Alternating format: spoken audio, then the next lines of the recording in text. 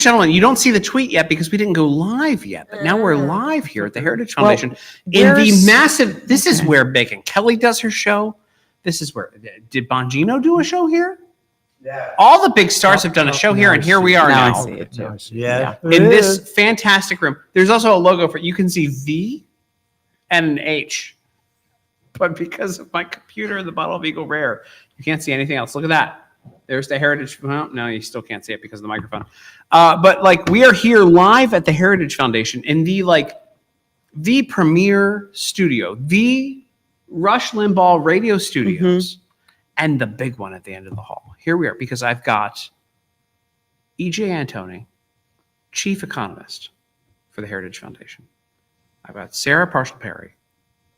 I've got, what are you, vice president of Defending Ed. Thank you. I've got Joy Backless-Cruz, internet sensation. You just say awful things on the internet, and then people pay attention to it. And then I've got me, really the star of the whole thing. But I gotta do some paying of the bills right now. It's a thing.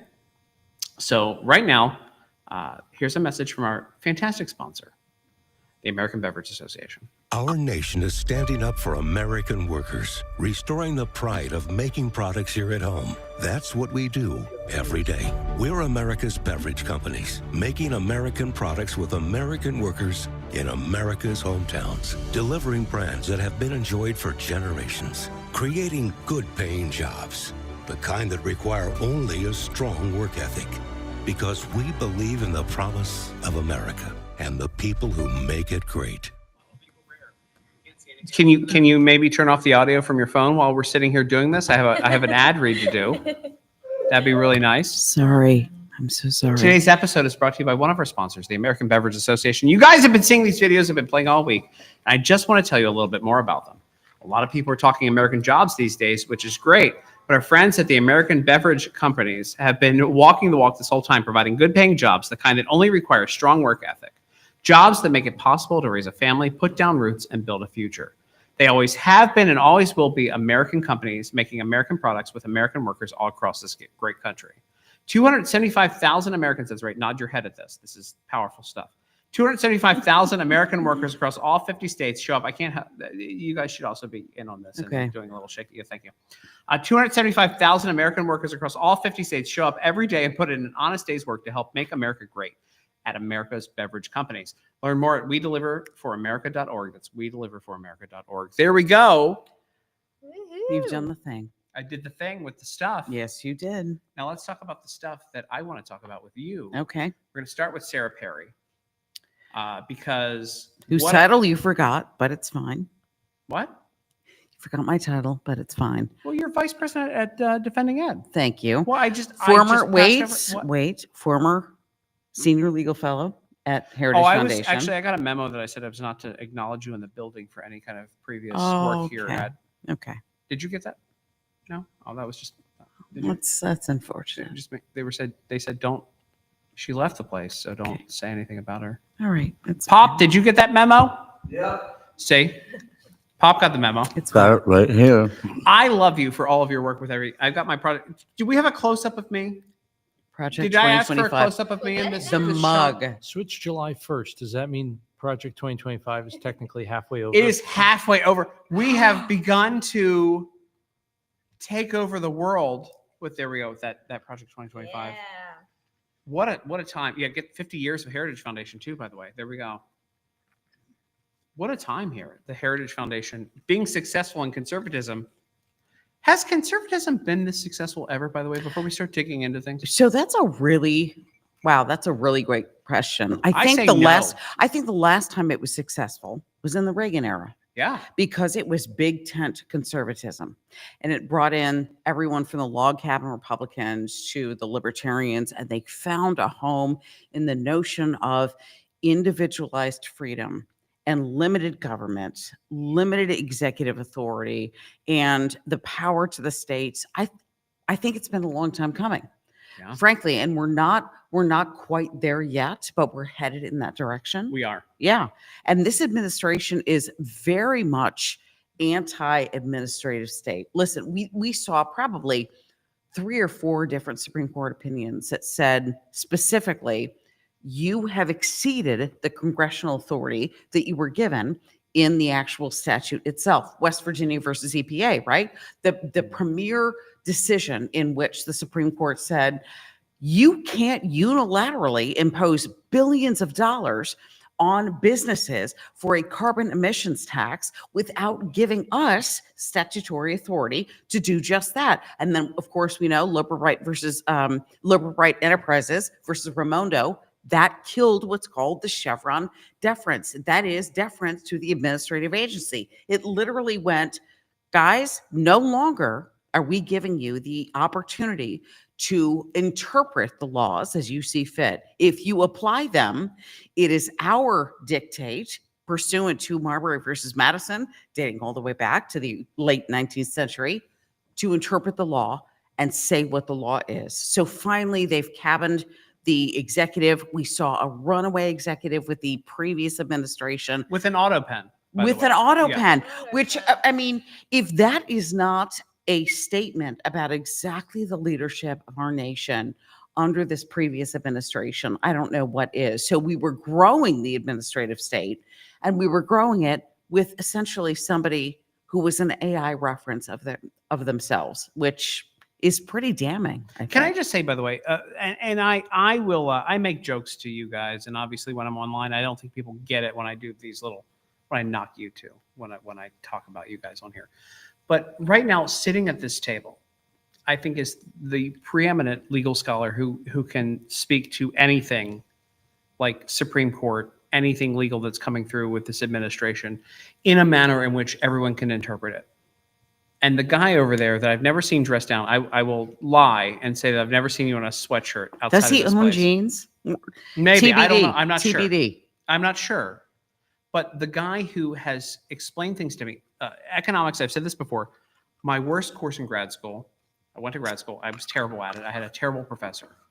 Every time you talk, I pay attention. Every time you tweet, Yeah. I pay attention. You're the guy who breaks down things, and I'm glad you finally got the title of chief economist. I can say this in this building now, at the Heritage Foundation, because to me, you're the chief economist in my heart. But but when both of you, when I could listen to you both, and I hope that people understand this at some point, not just on my show, but just across the board, when you both talk about your expertise, you're the people that I go to. You're the people that I go to understand this stuff. And so I take for granted, and I said this in the green room earlier when I was drinking, that I take for granted that I can like ping you both on a group text and say, hey, come on my show. Because you really are both the preeminent scholars in both of your fields. And I'm glad to have you as friends. I'm glad you're here. I'm glad you get to come hang out. Because I'm a dumb guy who gets to talk a lot, and I drink, and I got some nice sponsors, and I have a good audience. But you guys have mastered two fields that like I could never imagine mastering. And here you are. That being said, take the tears out of your eyes, you little weepy bastard. I need a minute. What do you have to add to this conversation, AJ? No, Well, why don't I you would say go- something significant now, he's AJ? such a All right, there we misanthrope. He go. doesn't Go know how ahead, to cry. AJ. Because by the way, anytime that I retweet you all the time, and not just because I'm contracted to, but also because I would retweet you anyway because you break down complex economic things in a way that dumb guy me, who basically failed economics in grad school, understands. Well, what makes you think I didn't? Oh. Well, because you got a title. Well, okay, maybe. And listen, if you But worked it's- all the way up to that, then obviously or something. In all seriousness, though, Tim, it's definitely complementary. Difference there between the E and the I, right? Yeah. It's complementary in terms of skill set. So it's one thing to have an area of expertise and be able to articulate that, but the fact that you give us the platform to be able to do that, I think, is just as important. So thank you as well, because I mean, honestly, these are the kinds of venues in which we tend to reach more people than almost any other medium. Yeah. Yeah. That's true.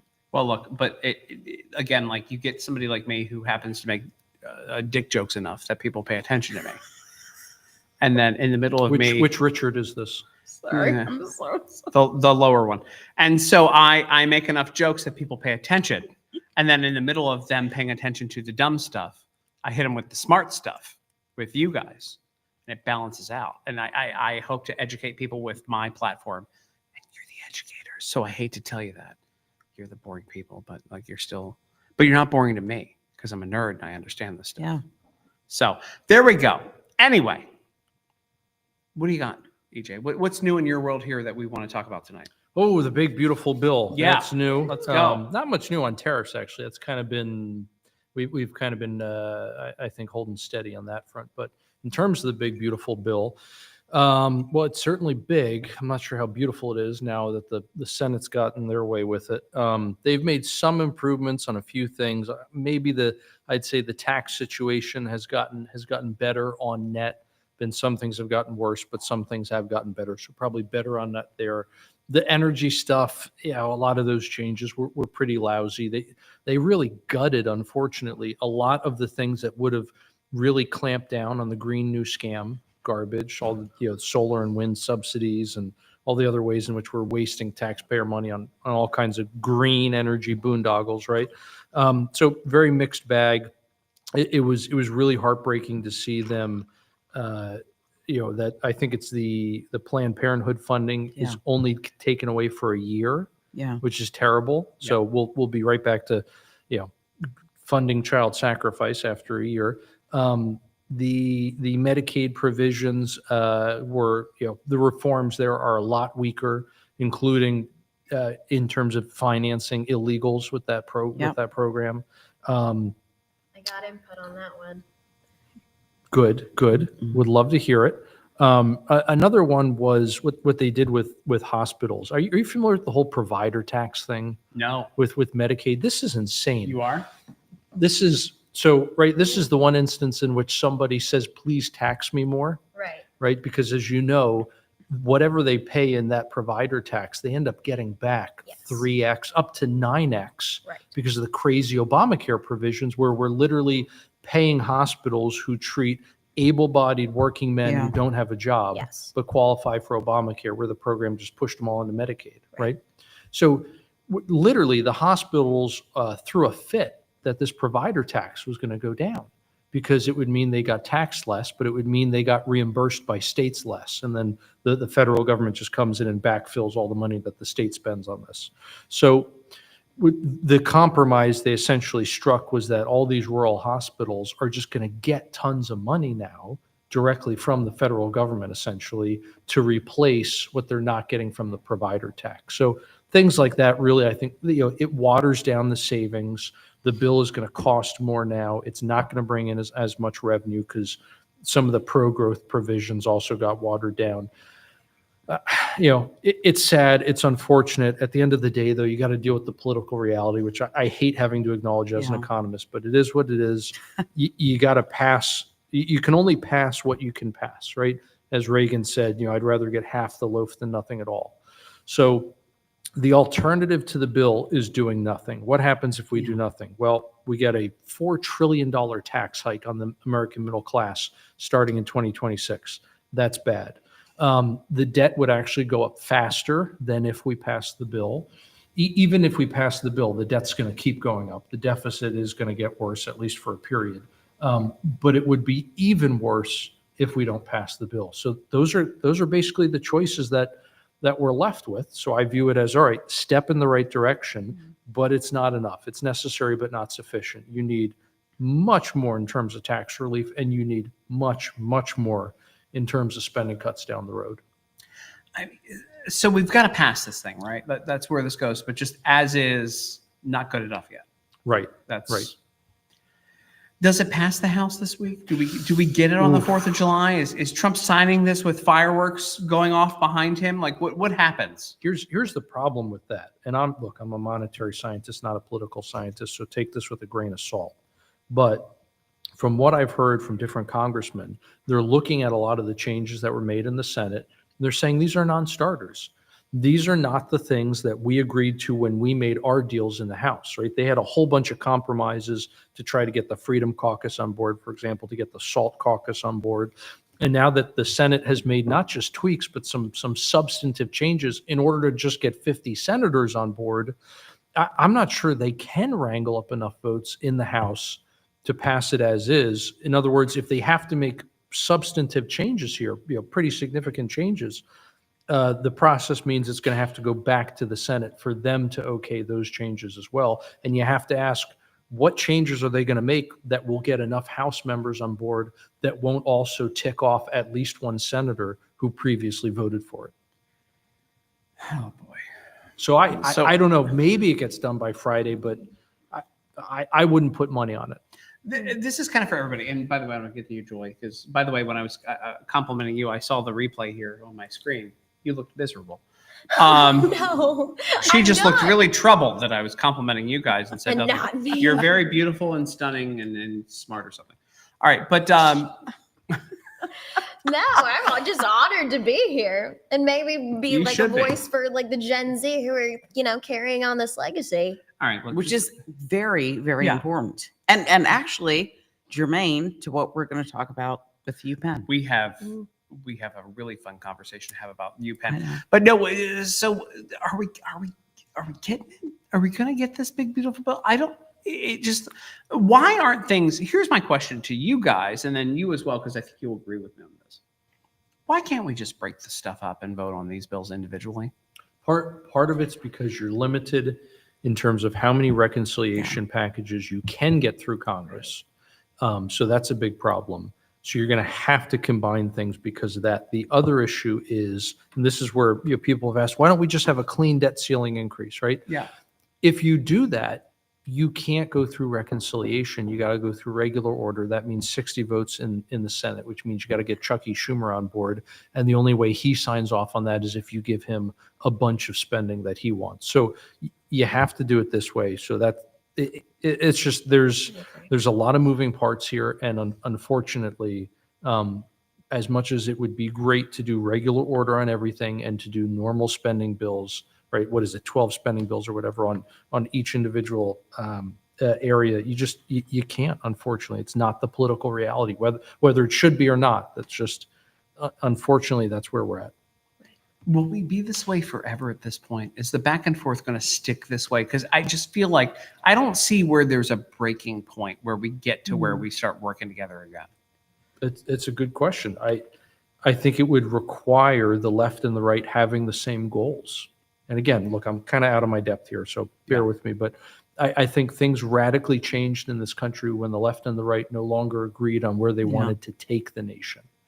Previously, the political spectrum used to look like what the Republican Party looks like today. Yeah. Where if you ask everybody on the right, we basically all have the exact same goals, but we just differ in terms of how we want to get there or how we think is best to get there. The difference between like a libertarian or a conservative or whatever, like all those folks have the same goals by and large. I think 50 years ago, it was pretty much the same with the left and the right. And you could have a debate about what you thought the marginal tax rate should be because you shared the same goal. You wanted to get the country to the same place. And that's just not the case today. We're not in an era of statesmen. We're in an era of politicians. These are individuals who are out for themselves. And we're seeing this really play out real time with debate between the Senate and the House on the big, beautiful bill. We see people who are ultimately out for themselves. We are not seeing Reagan-esque policies. We are not seeing individuals who are, and ultimately, I have seen Trump more statesman-like than we have ever seen anyone, I think, since Reagan, frankly. He is more willing to put the interests of the nation above himself.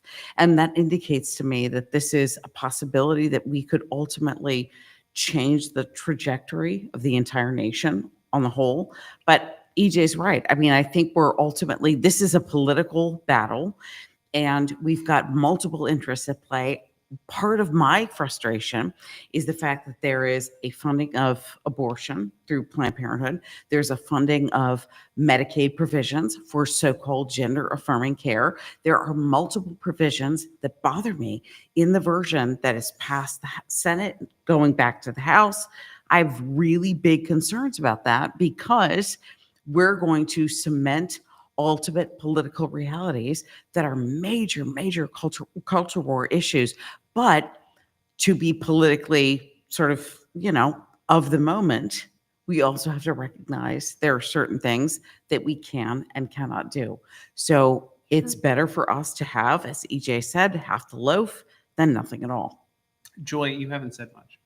No, I completely agree. Go in. Yeah, no, I don't want to, like, I just want to make sure you have a platform. 'cause No, it's thank like, you. Yeah, no. Well, I think part of the problem that we face right now is this is no longer a political battle. This is a culture battle. Yeah. The meanings of conservative and liberal are very hazy. They changed over time. Yes. Like the health thing used to be a socialist liberal position. Now it's a very conservative position. So I think the real issue is individualism versus collectivism and the populists versus the collectivists. And Trump is the representative of the populist Yep. party. And we kind of have been infiltrated by a collectivist system. The Democrat Party is no longer the loyal opposition. Yep. Once they become the collectivists trying to infiltrate, like Zoran in New York, Yes. he admits he's a communist openly. 100%. That is no longer a loyal opposition. That is an enemy. Yeah. And we have to know that there is a domestic enemy. The barbarians are within the gates, and we are winning by a very slim majority. That's why we have to have these big, beautiful bills, because nothing else is going to pass. We are winning by a very, very small margin, and it can be lost at any time. Yeah. Can I just tell you before, and I complimented you guys, but like I really feel like I'm at a table full of like really brilliant human beings, because I watch her Instagram reels that are Aw, very Tim. high level breakdowns of complex issues, and she does it for your generation of young people, which is gross that you're so much younger than me and you could be my daughter. She told me that a few times today. But like she does these incredible breakdowns on her Instagram Thank that you. like I just appreciate you. You heard what I said about these two. You fit in at this table with these Aw. two, and you need to know that, because Yeah. again, two brilliant people, also a brilliant person that is Thank half all you, of our Tim. ages. No offense, but but I'm she- the oldest one here, so But you don't look. take I no- look like the oldest one. And no, I Pop, take Pop who's no producing offense. this is the oldest one by like 20 years. Hi, Bob. But no, it's so important that someone like you is at the table and you bring these opinions with you to Thank the table, you. because you need to be incorporated with the, I think, top minds of our time. And, Yeah. and that's Oh. really like where I view you, and you need to know that. Thank you, Tim. I've been drinking a lot, so I get real sweet. Aw. But no, really though, like there's kind of a warm fuzzy here, and we need to be building up people at the same time. 100%. And she's a brilliant mind. I do not see this from a lot of conservatism, Yeah. where it's like people like to like hold their own kind of like level and keep everybody else out. Yeah. You're somebody who needs to be welcomed in, Thank and that's you, all I need to Tim. say there. But no, it's very important that you're here. Thank you so much. I think it's just important to have representatives from my generation to know that we are fighting for Western Yes. civilization. Correct. And we might not win. I hope we win. I think we're going Yeah. to win, but we might not. And unless people are talking about it, we're getting infiltrated. Yeah. And it's by the schools, it's by the education system, it's everything hounding down on us. So, It's- and I've have talked this up, down, and sideways. The indoctrination does not start in college. It starts in K through Definitely. 12. Definitely. It took a Supreme Court decision to ultimately say, you know what, a lot of what you're teaching in public schools are not only developmentally inappropriate, but they're also violative of your parental rights.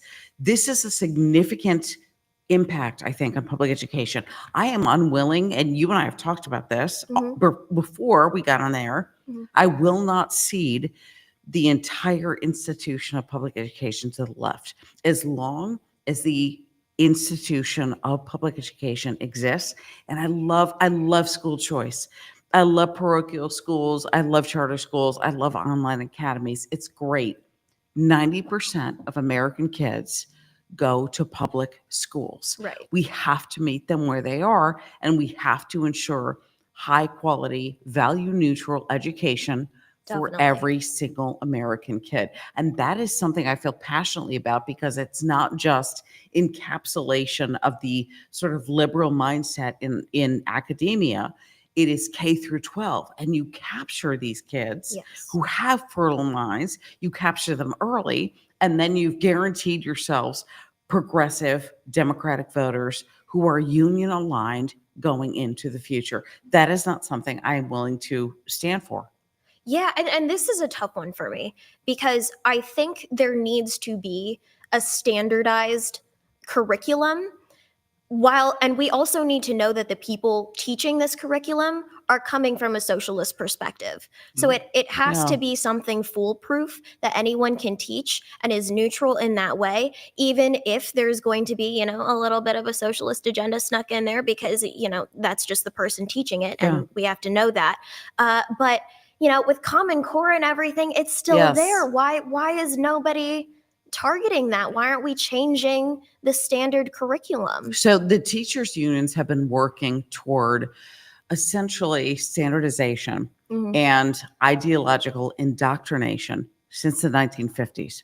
That was really sort of the peak of American education. It was post, World War II. It was the baby boomer era. Everything was held to a higher standard. The unions were not at that point fully sort of organized and involved in American education. 60s, 70s, 80s, and beyond. SEL, which is social emotional learning, was the precursor to Common Core, which was the precursor to critical race and gender theory. And you get to that point, and every single time you try to standardize American education, you are able to indoctrinate through American education. And Right. that was the sort of opening salvo for everything that happened post Trump 45 and into Biden, sort of his secondary era in 2021, his first executive order, 13988.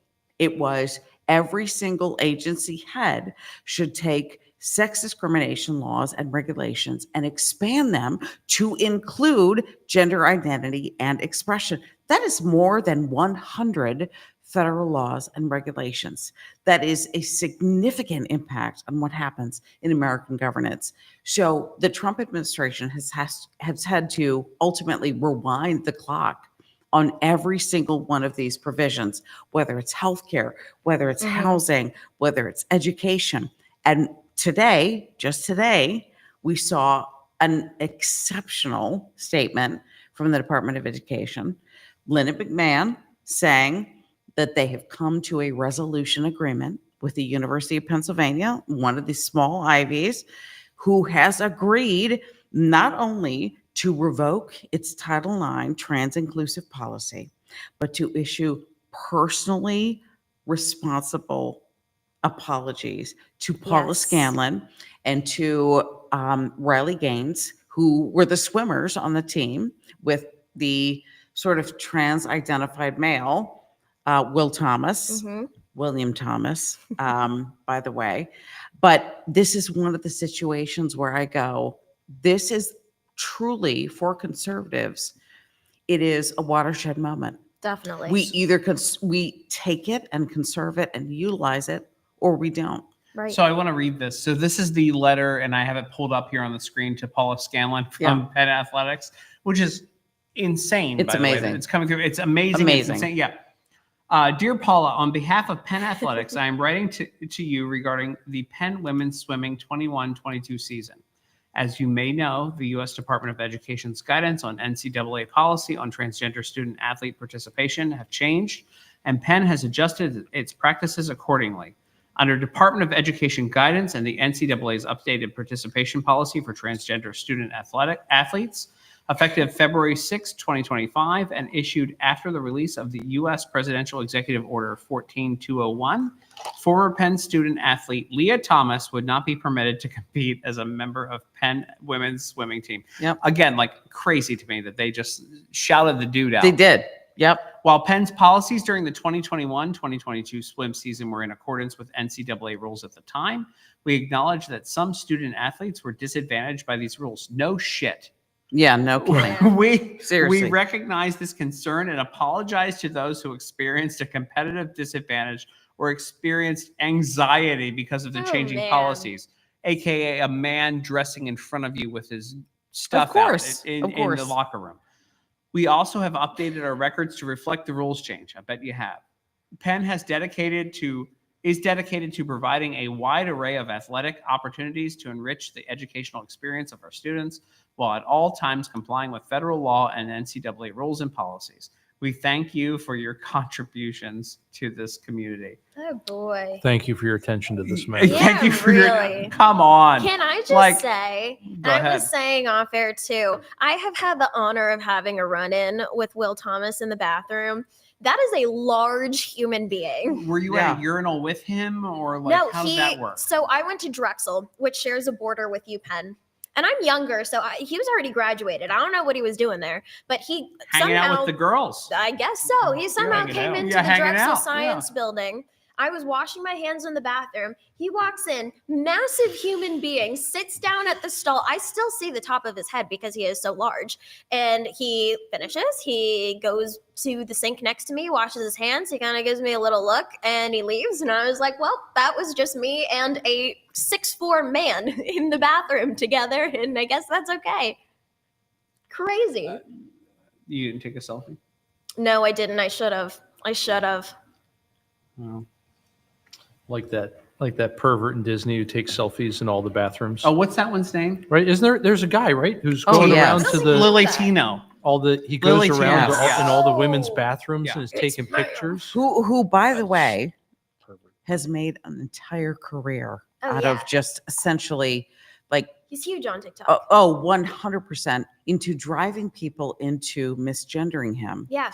and then it's posting bait about for it. Sure. 100, it's 100% baiting. And by the way, he has allegedly had facial feminization surgery. Yeah, there- I did not can't tell make the difference. Yeah. I'm No. sorry. No, he's He definitely did a do man. it though. I saw the bandages and everything. The surgery happened. That was a lot of money down the It sure drain. was. Yep. By the way, this is a viral tweet about this. Let's see here if I can pull this up. Viral tweet about this 2 days ago. Here is Lily Tino with a weird combo.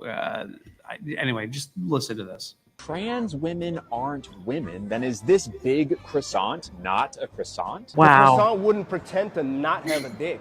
I love that guy. So Wait. So it was hold on. Tony the Sign Guy. So We're not really sure how that works. So a if- croissant would not. So a big croissant. So basically, he's saying that trans women are fatter than regular women.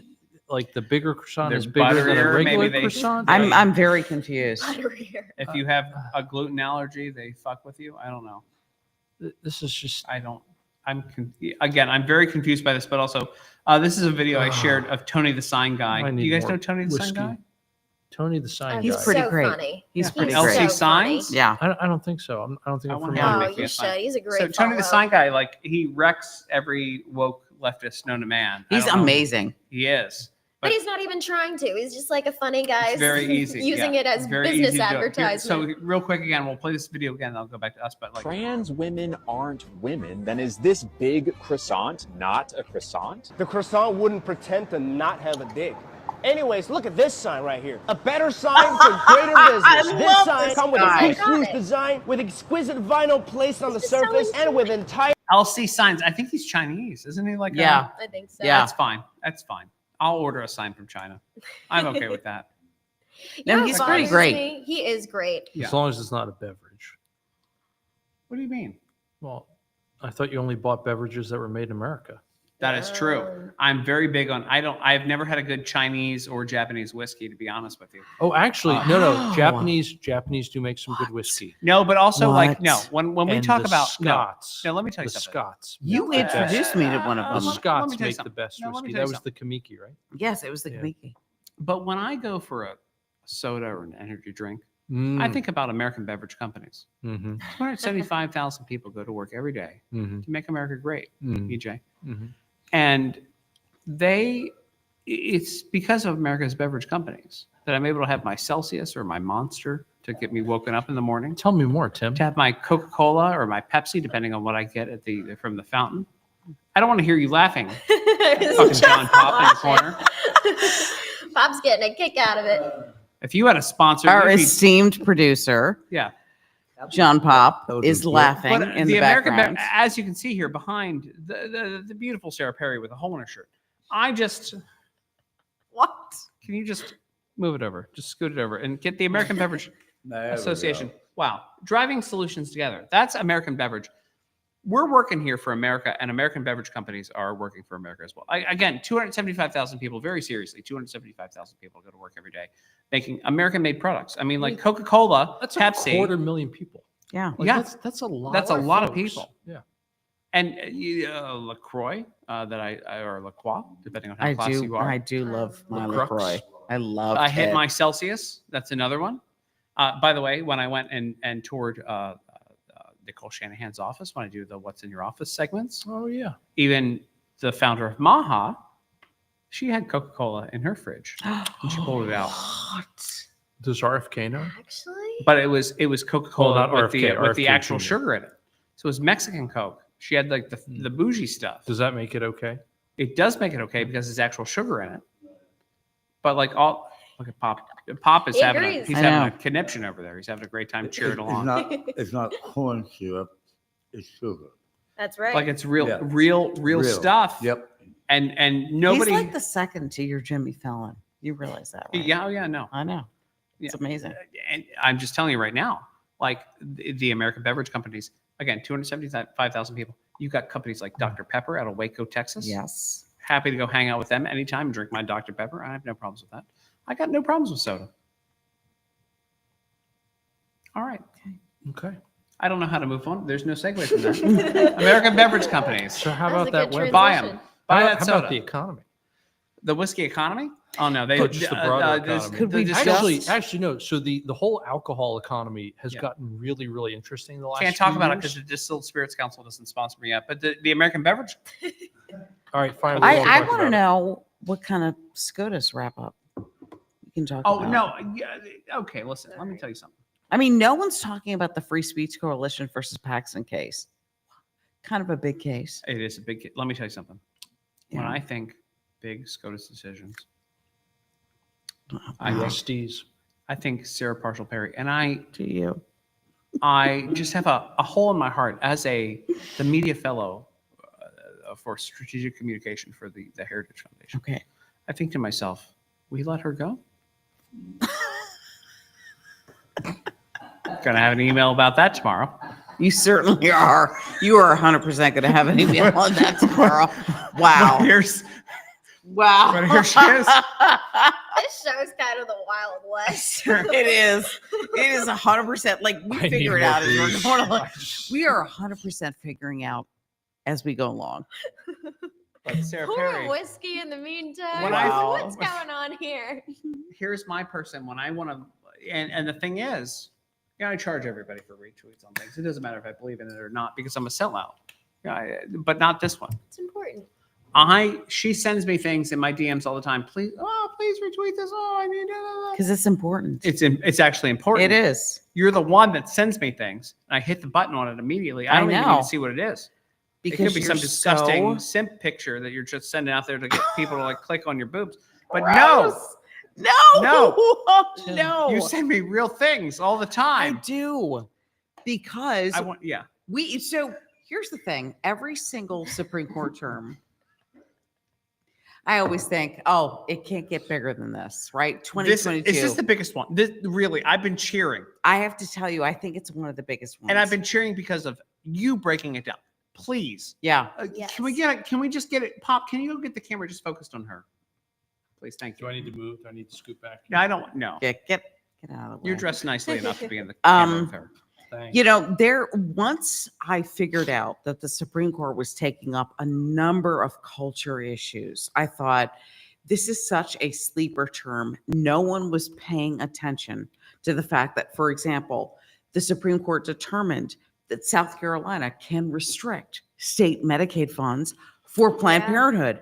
That is significant. That's millions of dollars in the state. They said, listen, Medicaid, the statute itself does not specifically provide you an opportunity to give you a private right of action to sue if you can't go to Planned Parenthood for your health care. Now, we all know Planned Parenthood is in the abortion business, but ultimately in Medina versus Planned Parenthood, the Supreme Court said, no, if it's not in the statute, there's no private right of action. You can't sue if you can't go to Planned Parenthood to get your abortion in the state of South Carolina. hugely significant. We saw, obviously, and I know you've talked about it, Medina versus, not just Medina versus Planned Parenthood, but Mahmoud versus Taylor, which is the opt-out case for parents who have religious objections to LGBTQ curriculum that was instituted in pre-K. These are 4-year-olds. By the way, hold on. While this is happening, I'm scrolling live. You can't see this because you don't have your computer in front of you. I'm scrolling live on your Twitter feed and retweeting posts that people should be retweeting along with me. Oh, So if they're that's very here, nice. see, I'm making up for the mouthiness here. That's what's happening. Wow. Yep. You're getting there. I'm like, It's very I'm meaningful. you're getting and there. I'm Not there retweeting, yet. and it's very important when you retweet to hit the bookmark button as well. It's a big deal.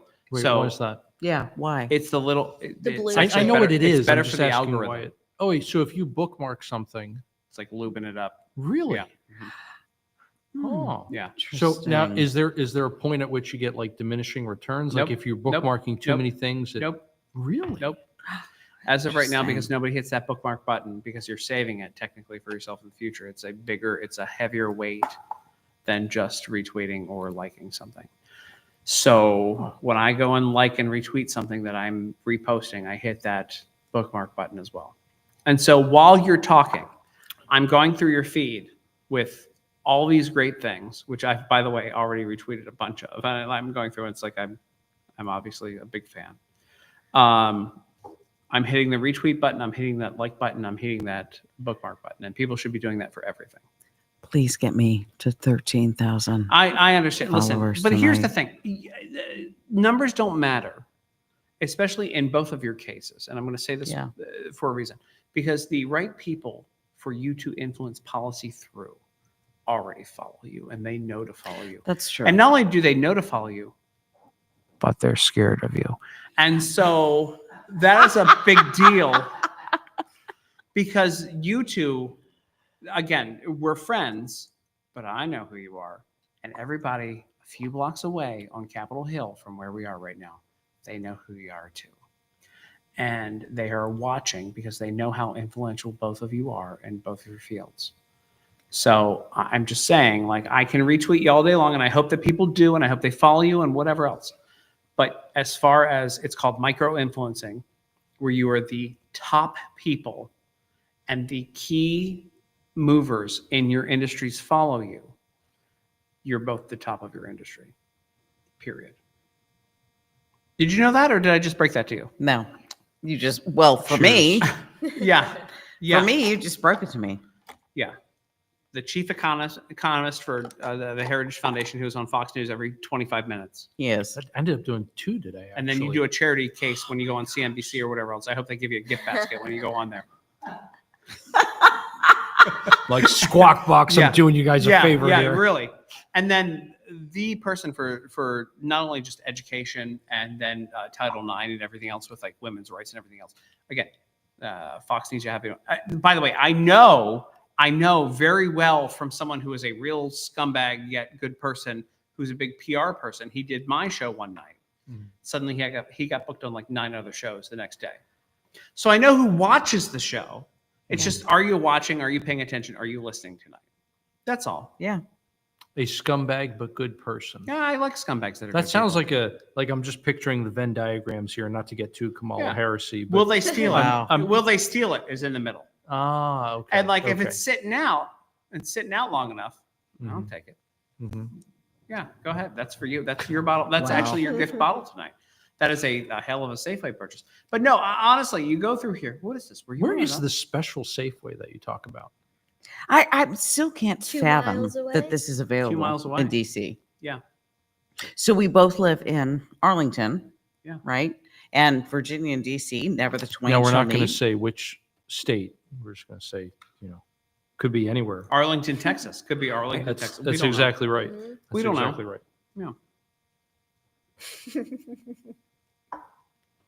What do we got? Wow. Anyway, Mhm. yeah, it really annoys me. Like so I shop at Costco a lot, Yeah. and I love Costco. I go, isn't it? He's- it's great? he I is love like- Holy land. it. Yeah. Thank you. Like, Thank it is 100% my obsessed. mecca. I love Costco. She's my people. Anyway, 100% so obsessed. it just annoys me so much. The taxes, especially the alcohol taxes, are so insanely high in DC that if you go to the Costco in DC and you buy booze there, even though it obviously they sell them, they sell it dirt cheap, you pay so much in taxes that it completely cancels out the lower price. So you can go to Oh, a state wow. store in Virginia, what they call the ABC stores, Mm-hmm. which annoyingly is exactly what I had growing up in Pennsylvania, where we had state stores. And it again, you end up paying like basically exactly the same price. So like all the benefits of Wow. buying booze at Costco go away. So now I have to stop on my way up to Pennsylvania when I stop in Delaware, the Delaware is where Costco it's there. at. So it's no sales tax and it's the Costco prices. Yeah. Anyway, this shopping tip brought to you by Heritage Wow. Foundation. Again, the chief, Now you know. the chief economist at the Heritage Foundation, That's right. sharing a little. But by the way, Costco is the best place to find rare whiskey, other than the Safeway at the corner of town that I go to and clean house. So this is so strange for me because I moved in from Maryland. Yeah. And you could only ever buy anything from alcohol stores, like beer, wine, and liquor. Yep. Nothing was sold in grocery stores. Now it's like, oh my gosh, you can get like hard seltzer, wine, beer at a grocery store. Like my brain is exploding. This is a new phenomenon for me. Potentially a little scary. Hey, you know, I know. I can guide you through it if you find me the good bottles of Okay. whiskey that I want to find. Okay. But But DC is like its own separate entity when it comes to, oh, you can find actual liquor in a Safeway. Well, DC is cool that way, but in New Orleans, you can drive with an open drink as long as you're not drinking Sweetie, it. let me tell as you, long as I you're not, have wait, a, hold on. As long as So- you're not drinking it. okay, hold on. So I have a son at LSU, Here we go. Yeah. and literally, Uh-oh. I'm going to tell you right now, that child, and I hate it, he will send me pictures. He said, Mom, No. I'm in the French Quarter. No one cares. I'm like, They don't. sweet mother They of don't. Jesus. No, wait, what's the isn't there a law in gosh, Tim, I wish we had an attorney we could ask about this. Wow, one, Isn't- that I is don't know. so rude. Isn't there a law? That's so rude. Is it in all seriousness? Is it the law in Virginia the driver cannot be drinking, but the passengers Yes, you can can have have In an open Virginia? container? passenger princesses. Yes. Okay. I don't, That's me. not that When I know drive in that. Virginia, Is I Maryland just like that too? I don't know that like personally, but Is I've learned. Maryland like that too? No, it's not. Just Virginia? Yeah, Okay. just Virginia. That's awesome. No. Yes. Well, it's so nice. Yes, Good to passenger know. princess We- law. We should have you come on here and talk about where we can drink and drive Super. regularly. I'd imagine South Dakota is pretty open. What are you gonna hit? Yeah, Who knows? Yeah, who knows? Yeah. yeah. Bison? Maybe. Also, that will not just total your car. That will Total you. yeah, exactly. That's Totally. It's the whole, it's gone. By the way, 28,000 viewers so far in 48 minutes. Not bad for a little show here. oh, nice. Yeah. Nice. I'm What going do to you- talk about Jolly more, good show. more Supreme Court decisions. Please do. So we talked about, you did a live today about the Scarametti decision. I did. I had Right? Dr. Jay Richards and Chloe Cole, who I Okay. love, by the way. Have you met Both of Chloe them. Cole? She's she is wonderful, isn't she? spectacular. Just a darling, darling young woman. So brave, so beautiful. Lifts more weight than me now, too, by the way. Oh my She's been gosh. posting her like, Tim.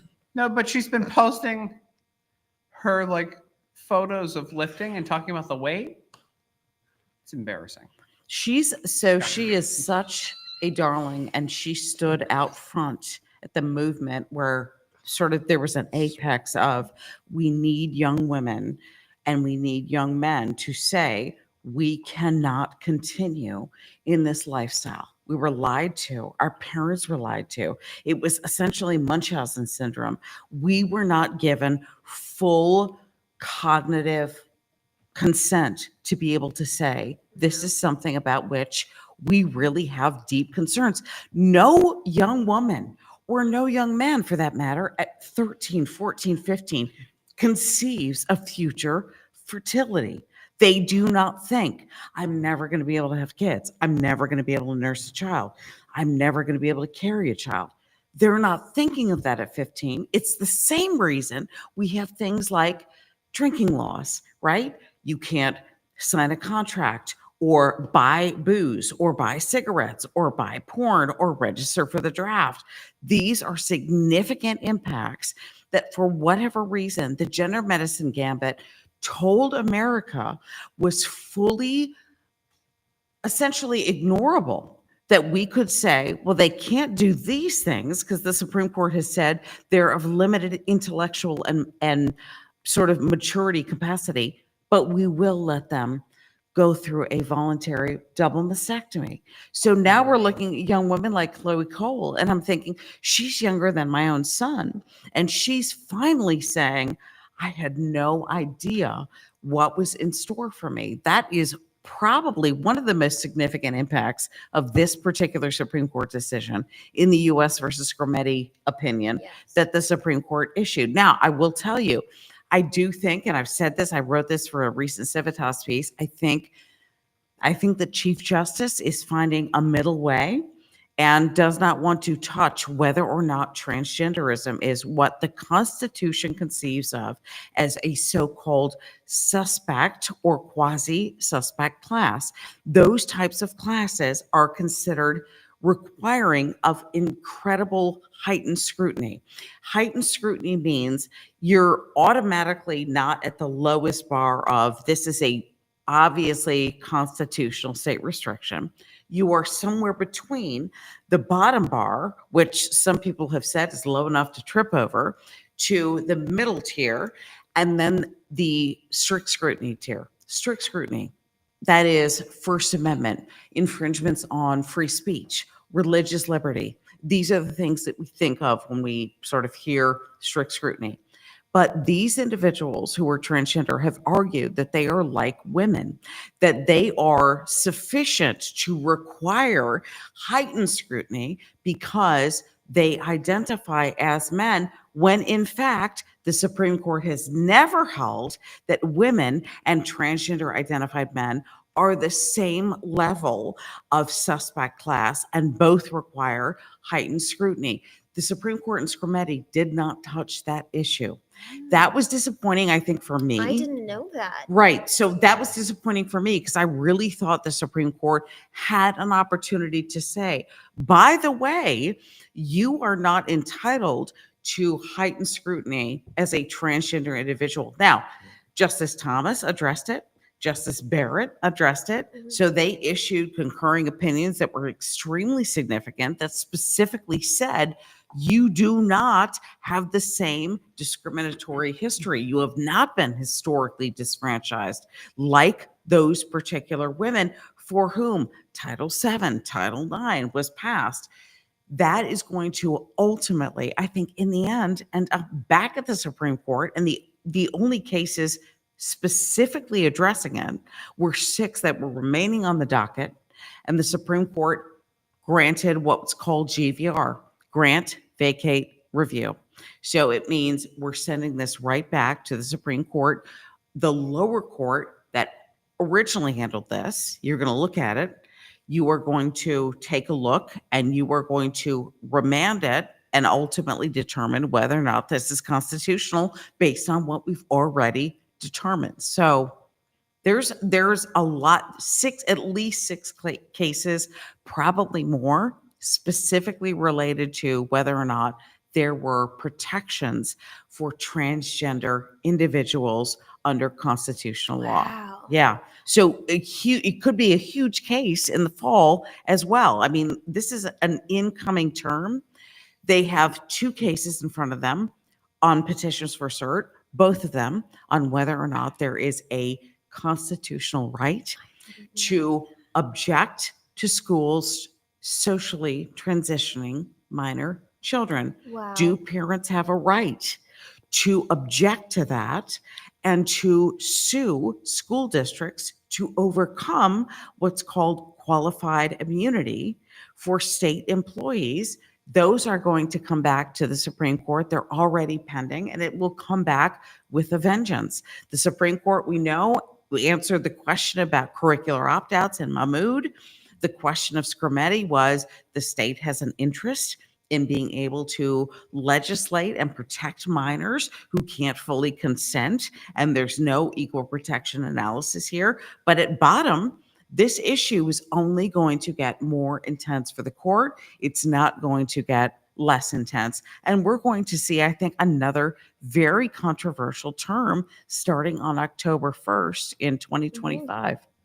And this goes back to the internal culture war because it is Yeah. individualism versus collectivism. Does Yes. the parent have the right to decide what is right for their own child? Or does the school, in the case of a public school, does the state have the right to hide that information Yeah. for the parent? And the big crime, particularly with like the gender issue, is the etymology of the word gender. Yeah. It started out as a Puritan word to mean the sex of somebody because we didn't want to say sex because it's kind of taboo. But Right. now you're taking that and using that to mean whatever they want it to mean. So if you feel like, girl, your gender is female, Yeah. when really this shouldn't have anything to do with gender whatsoever. The topic of conversation should be, what is your biological sex? Presence or absence of Y chromosome. Yeah. That is just what you are. And that's what you're treated as. If you want to present as what you're not, that's fine. Like, do what you want. This is a free country. That's libertarianism. I'm okay with a man dressing up in a dress, whatever. I'm not. But I understand that perspective too. It's But strange. do you own a skill? But you are kilt? male You or have a you are kilt? female. No. No, I don't no, either. I love Scotch, but not that much. Yeah, me neither. Yeah, same. We're on the same boat. No, here's the problem with getting rid of taboos, though, is that you put society on that slippery slope. And I understand the libertarian sentiment, but it's not an argument, right? When you put society on that slippery slope where we can just start eroding all of these different taboos, then you start eroding the very things I think that make you a Western society. Yeah, I would agree. I agree with that. I kind of think of it more as I'm coming from a biology background, Mhm. using the technical term for things, so things Mhm. can't be twisted to mean Yeah. what they don't and actually that's mean. very important. Yeah, Yes. I agree with you 100%. Because the word Mm-hmm. gender, we're using that to mean what somebody identifies as, Yeah. which isn't actually what's fluid. The thing that is fluid Right. is personality traits within Exactly, male to female, and that is a spectrum. A lot of females have some masculine traits, a lot of males have some feminine Yes, traits, we and call that's them totally tomboys. normal. Right, And that's right. totally normal. Yeah. Most people exist closer to the middle of that spectrum,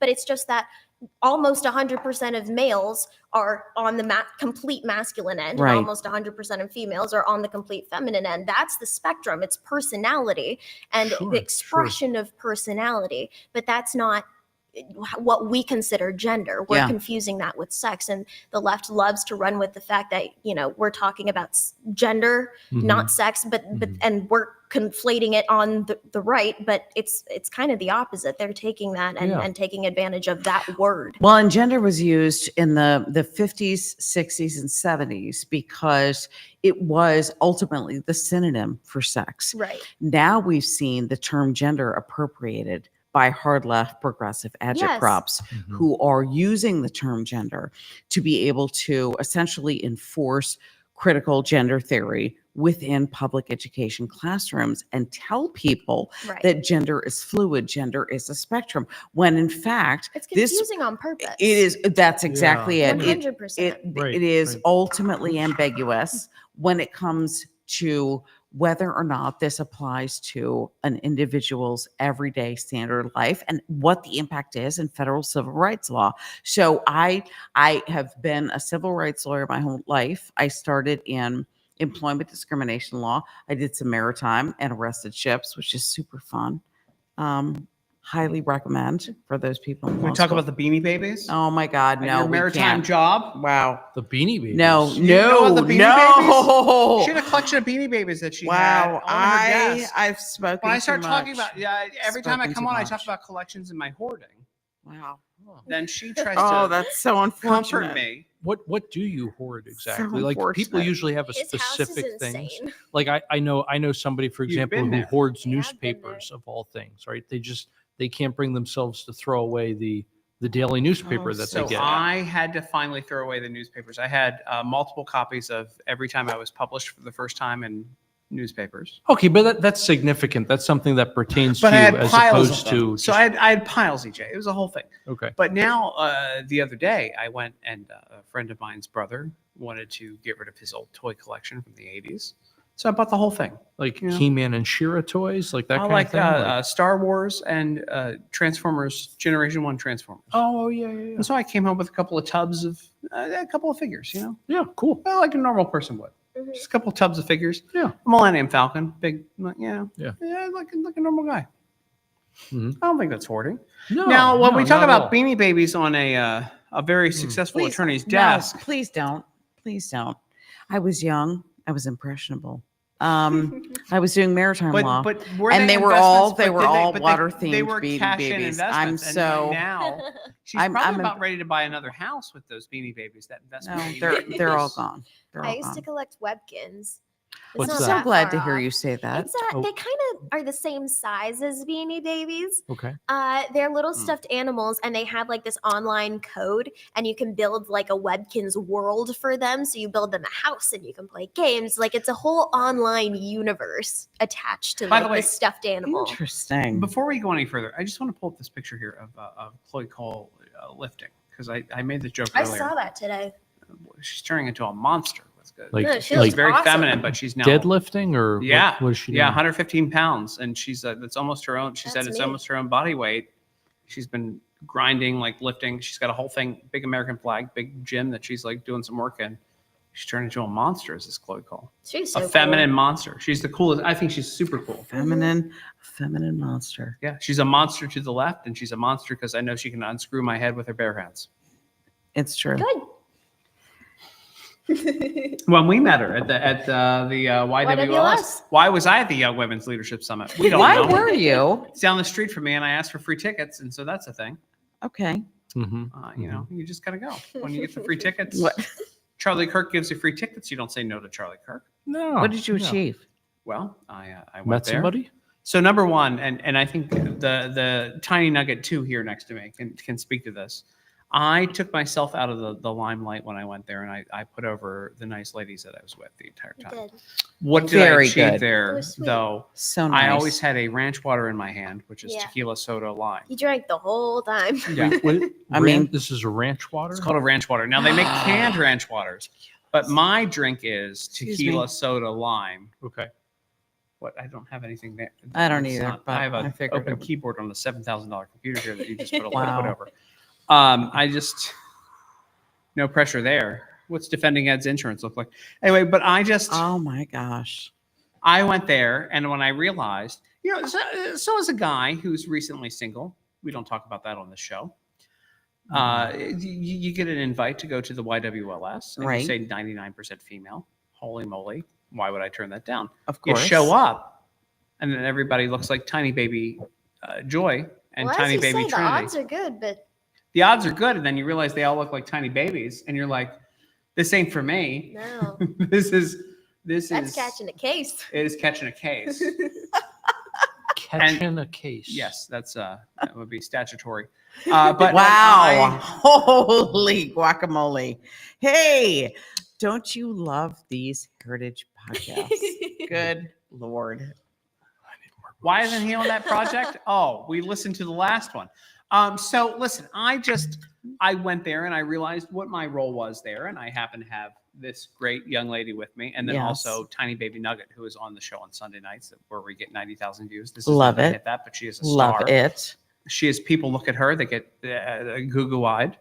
They slide into her DMs on. They're all older than me and her dad, that are the same age, and they. I mean, honestly, I don't doubt it. It's creepy. Yeah. And then they go over to her thing. But anyway, so I went there. I was like, hey, forget me. Who do you guys want to meet? And she can attest to this. I stood in the hallway. And I start throwing my little name around. And I'm like, hey, so-and-so, these two want a selfie. It was awesome. And I met everybody. and they're like, oh. And I go, and one of them was like, I don't have time. And I go, well, I don't have time either. And they're working for me. So take a photo with them. And then that person would come over. Yeah. The one from Nickelodeon or whatever Fabulous. it was. Why Is that can't I still think of her around, right now? Nickelodeon? I No, think she so. was Disney. She was Disney. the Disney mom. The mom in Good Luck Charlie. Lee Ellen Baker. She's Oh, amazing. okay. I love don't know her. who that is or what that is. Well, you don't have any idea. We don't have because- children, and so like it's a. Do you have kids? It's that a you know Disney of? show. Not that I know of. Yeah, me No, neither. And so that I he knows just of. Wow. look. I Holy just moly. What difference is there between? Look, anyway. But no, look. Wow. Uh-oh. Before you say something that's going to get you in trouble, let me just get myself in trouble. more trouble you. I'm the one Good that night. just I am Captain Trouble here. I just look Lee Allen Baker, who follows me on Instagram. I don't know. Okay, she's a thing. Who? I don't know. Who's this? It's somebody She from. plays the mom on Good Luck Charlie, What- which what is is like that? a super, super popular Disney show Okay. for kids growing up at my time. It was Okay. like she was America's mom. Yeah. The end all be all. 100%. Seriously. I know Don't I act have like you know. kids.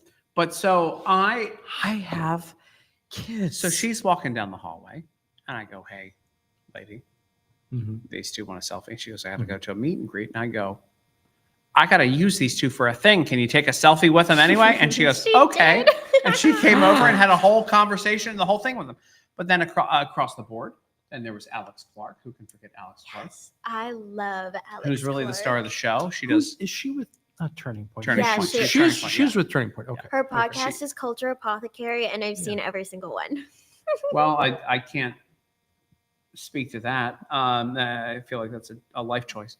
But if you want to learn about how nipples get ruined when you have babies, that was apparently an episode. somebody It was sent an me a clip from. episode. How nickels get ruined? Yeah, how no, nickels get no, ruined. no, What? no, know. honey. Oh, But anyway, No. so it was It's a whole thing. important to know that. She gives a lot of life advice to This is people. going right over my head. Me too. For Listen, better or I for don't. I don't worse. know. But so Alex Clark, I gave her one of her first national interviews, and so when Alex Clark sees me at things, Mm-hmm. I go, "Hey, Clark, take a picture with these two," and she comes over and takes a picture with them. And so that's the whole. Good. That was the whole thing. And then, Loyalty interview is people? important. but my favorite. Oh yeah, I don't know where that video is, but I videotaped her interviewing multiple Nancy Mace and Beth Van Dyne, Beth Love Dunn. it. two great Love it. stars of Mhm. Congress right now. Hmm. I don't know where that footage is. It's sitting on a camera somewhere. Thank you. But we've got it. That's You okay. did it. It was I good. did it. I don't have I time felt to good. edit your shit, but I did. You sat down with him. It was nice. Mhm. Whenever I hear Nancy Mace, I think of bananas why? because Savannah Bananas. because Tell me. a former staffer of hers, I used to live in a This is previous what? I mean, she's got a lot of former staffers. Well, okay, I'm not touching that one. I'm just gonna have more to drink. I will. A second only to Kamala So- Harris in DC. Go ahead. So a former staffer of hers and I used to live in the same apartment building. So he, Yeah. we chat every once in a while. He knocks on my door the one day. And he's like, "Hey, EJ, I got you this little plant. It was a shoot off of a big plant that I have. It's a banana tree." I'm like, "Oh my gosh, that's wild." Okay, so I repot it as it gets bigger and repot it again as it gets bigger, and now it's huge. You've seen it, right? Yeah. It's massive. I have this huge banana I think I've tree seen on it my too. I think I deck. put my cigar out in it. Yeah. Yes, exactly. Yeah, You've that was seen the it one too. I put my cigar right, out in. Yeah. right. That's good. And it has gotten even bigger since That's from you've Nancy seen it. Mace. Nancy Yeah. Mace gave you a banana that got bigger. Wow. Yeah, that's I would not have phrased it that way. This is why I drinked him. But yes, This is going to be I feel like congressional testimony coming. I Wow. John, Oh boy. the I like Nancy. inimitable producer, She's John very Pop, nice. is laughing. So I I- think we have achieved ultimately our goal. He for laughs the every show. time that we're here. We've been. Are you done? No. We got an hour 10 and we can keep going here. another cool What? factoid. So the Yeah. Astros hat that you have, Yeah, that's where they got the name for AstroTurf. because of the turf that's there. The one AstroTurf. The original I didn't know artificial that. the original That came artificial first? playing Astrodome. surface. Right, they installed this artificial playing surface in the Astrodome. Right, Wow. so after but what a time! Look at but us. this stuff doesn't last forever. They got to Yeah. replace it, right? So when they were replacing it, they cut up the original field into these little rectangles and sold it basically as like souvenirs. And my grandfather, whose watch I wear, he got two of them, and now my dad has them, and they're these little patches basically of artificial turf. And we'll go in the backyard and like hit golf balls off of them. It's like hitting off of a You use a the golf mat. AstroTurf from the. yeah. Oh yeah. That's Wow. incredible. Yep. The original turf Oh. from the Astrodome. Cool. I just bought this hat on clearance from Lids at the. Oh, From no, all come on. down You the got to street. come up with the whole I just story, I don't, have, right? I don't have a story. I just bought it from down the street off the clearance rack for $15. It was nice. When I was staying with you, Oh, okay. you realized how many hats I buy. I showed up to your house with like 10 What? hats one night. Yeah. That's right. A lot of hats. That's right. Yeah, you weren't there, but he was there. It was a lot of hats. It was a lot of hats. I buy a lot of hats. A lot of hats. What else do we need to cover before we get out of here? We're up to 35,000 viewers. I want to thank everybody for watching tonight. Thank you. By the way, I don't know the math on this, but whatever 36,000 divided by 400 is the times that we have beaten Rav tonight. 90. Was that 2.5 times? Is it 90? It's pretty good. You would think Rav would give me a show, but they don't know. Well, it's the Project 2025 mug, Is that what it is? So we now know, obviously, that the Democrats have come out with their Project 2029. Oh. 100%. Wait, this is a thing? Yes, Really? it is. Yes, First it is time all I've over ever- X. How gay is it? Well, it's so It's gay. pretty good. There is no You open it up and it's originality just a to it. dildo. No, like unironically, it is gay. Yes, it is. Yeah. So Joy Noise, she follows. She is up to speed. I'm going to tell you right now. It's their playbook for the next election, and they are desperate to ensure not getting another Trump presidency. Well, I'm kind of for a Trump third term as long as it makes everybody lose their minds. Oh my gosh. Okay. That would, well, that would constitutionally, make him the first president since FDR to win Yes. 4 elections. That's true. He's already on 3. True. okay. So True. You don't constitutionally, acknowledge that, no, Sarah? no, he can't run a third term, guys. A fourth. There's a Fourth. I agree. I wow, don't think guys. that The should happen. Constitution. I'm not saying he He's can. also old. I'm not saying he can run again. I'm just He saying lives forever. Trump lives forever. Well, Wow. as great as he is, he's getting up there. He will Yeah. be telling someone to F themselves on his deathbed. And He that's- probably I'm fine. will. It's I not don't going to be a doubt that. Biden situation where Biden's been eating ice cream like Oh, as a, poor guy. and he's been talking about I don't feel bad for him. pop- No, you're what- right. no, He's you done know, such you evil know who I things. you know who I really Corn get pop. mad at is his wife, Yes. Yeah. Dr. Jill Elder Biden. abuse. Can I God, just tell you guys- Because as a doctor, she should have been monitoring his physical She's decline. a PhD in Wow. education. Wow. Wait, what? I thought she was a doctor. Well, Whoopi Goldberg says she's a doctor. Listen, Not an MD. This think is about news to hold me. on. I think Oh, about this yeah. every day because I have. This is real talk, Joy, and for everybody else here. And I don't like to disclose personal information. Uh-oh. I forget a lot of stuff, right? And so I just think I'm headed down Joe Biden's. Could it be lane. Liz? Dementia route. Also, I think I'm going to be a very powerful person by the time that I make it to the point where I'm pooping my pants. And so I take all of this into account when trying to find a partner. Okay. Because as everyone knows from these live streams, I've been single for like 2 months. And so I'm just trying to find a lady who at least uses me appropriately to get ahead in life. Uses you appropriately. Without embarrassing I would you. say that's a very important criterion. Yeah, think you so. know, these are Yeah. things that we need to look at and Yeah. consider. Yeah. When I You see don't what want someone Jill- who uses you inappropriately. Yeah.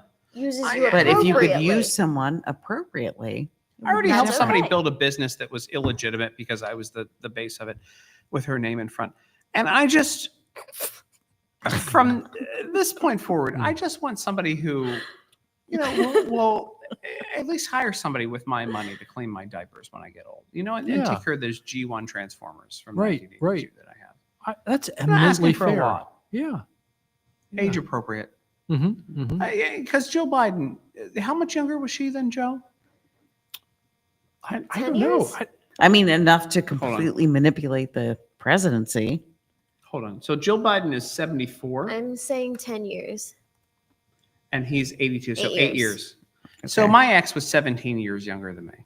Mm-hmm. Big Which was a mistake. lot. That That's was a lot. It And we all was. learned a lesson from that, didn't we, Sarah? Yes, we did. What was the lesson? I would never, Don't do that. I would never pursue a 17-year. When age on the gap. first weekend you're hanging out with her, she Mhm. gets so drunk that she causes a fight, maybe just leave. Wow. I don't know. Yeah. Yeah. Where's this going? I don't know. Yeah. You know, one of What are we talking one about? of I don't know one what's of happening these here. one of these live streams. It's not funny, Pop. This is sharing life stories, Pop. One of these live streams. Hopefully, it's after I've either won the lottery or had a string of really good stock picks, and I can afford to get fired. That's me and you. I'm riding your stock picks. Yeah, we should do a live stream on all of the just basically how screwed up the dating market is today. Oh, I'm happy to do that right now. Oh, please do. I can do that right now. Oh, please. I can do that right now. I've got one who, if she's watching this right now, I'm putting my money on, and if it screws up, I am going to. You're out of luck. I'm out of luck. Yep. Yeah. And so is the dating pool. with Okay. me. All right. So I think EJ should weigh in on his I- perspectives. I think he because should too, but I would rumor- love to rumor have. has and it- here's where I get fired. Can I get rumor has it that he has potentially alienated a certain class of female interns of pores? because he presented them Pores. with the Of hard course. I don't get along with the pros. With the hard R? with the hard and uncomfortable data. Wow. Oh my You leave it open like a Mad Lib, so I'm going to fill it in. I No, don't know what to I'm say. really trying to cut to the chase. Can I just tell you something? Hold on. I'm going to cut you off because this is boring. Okay. I Wow. have been asking, I've been Attaboy, Tim. begging to be on Problematic Women for Daily Signal. Isn't that title kind of duplicative? Well, I feel like he's got Or- a trend going. He went to YWLS, I did. Young Women's Leadership Summit. I've put over Tiny Baby Nugget's going to be by the way, she is my director of operations for my business, Okay. and she does very well. Like I've put over a woman who did not go to college, who is just very responsible, and she's probably doing better than people who have gone to college. well, and she's have- very smart. she's too. you- You Incredibly go to intelligent. college Good. today, you leave with between typically $200,000 and $300,000 in debt, Yes. and your Hmm. average starting salary is not enough to pay the minimum payment on your debt, plus the median rent, plus your average food and insurance and all those other expenses. It's insane. Yeah. College is a net loser for more than half of the young people in the country today. Yeah. That it's just that the math is very clear on that. So what were you going to say here? Because I went to YWLS. Mhm. I've been very nice to these problematic women here at the Daily Signal. that Again, are just sounds down the hallway. repetitive, but Yeah, they really are. Wow. And then what else? What else, Joy? Tell me. Preach, Joy. No, I just think you like to infiltrate the female space because like that guy in Disney that Like we were the talking guy about I'm in earlier. basically like Yes. conservative Lily Tino, basically. You is what I'm are. saying. I'm not in the bathroom. Although I do understand the trans struggle. Do you? Yeah, because I know what it's like to be yelled at trying to go into a women's bathroom. And that's why do you know Wow. that? Wow. Wow. Why do you know that, Tim? No, you see, the joke was already there, and then you just asked the question, and it really like, just fucked the whole thing up. No, but like, what were you saying? So I went to YWLS. I try to promote women all the time, but this problematic women podcast that the viewership is there. Okay. I say, hey, make it outnumbered. Bring me in. Mhm. They say we're busy. We're booked up every week. So too booked. What? Pop, are they too booked every week to bring me on? I don't know. He's shaking his head. Yeah, They 'cause he might gets just paid be by this. discriminating against I you. think they're discriminating against me. There's only But been to be one, fair- one guy who's ever been on Problematic Women. Who is that? Jesus? Philip is his name. He doesn't work here anymore. Who? Philip. Philip. Who's Philip? There's a joke Phil in there Reynolds. somewhere. No, it's Philip. But Phil that- McCracken was there. No one ever else gets on. No guys. I tried. Tim. His name was, Oh. I don't know. It's just such Good an Lord. easy drop. Tim. I just want to be honest. Why can't I? And I keep getting these messages. They message me, by the way, regularly. Problematic women? Yeah. And they go, hey, we were going to Again, bring you on sounds this week. duplicative, but Yeah, we were going to bring you on this week, Okay. but we're all booked up. I Like thought they're you are meant they your planning? Hinge DMs. I got 40,000 views on this tonight. We're hanging out here, right? Mhm. Right.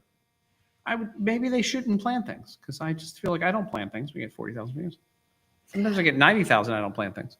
I There you go. feel like this is the political version of Drunk Shakespeare. which they do. What's Like, drunk Shakespeare? oh Are you saying I'm drunk?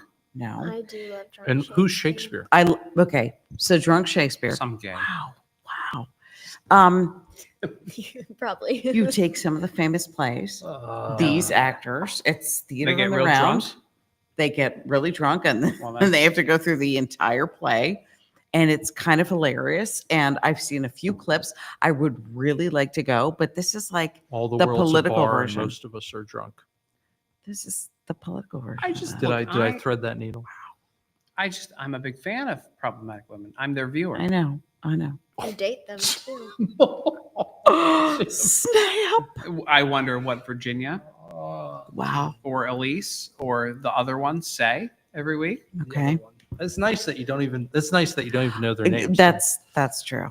Over at a great product at the Daily Signal. I watch it. Hmm. One time they did a Thanksgiving dinner.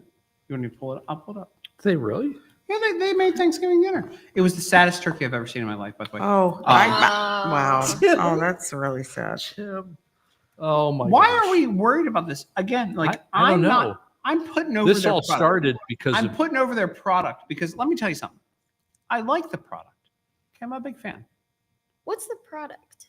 It's some sort of podcast. Oh, And so here they are. This is okay. You guys can't see this, but this is you can watch on my computer. This is she's like the comms director for like agriculture or something now. oh, good for her. Yeah. And then there's Virginia, and they made a turkey for Thanksgiving. Mhm. Why are they problematic? What's the problem? They're not problematic at all. They have no problems whatsoever. And here's this turkey, and there's Lauren, and you see this turkey.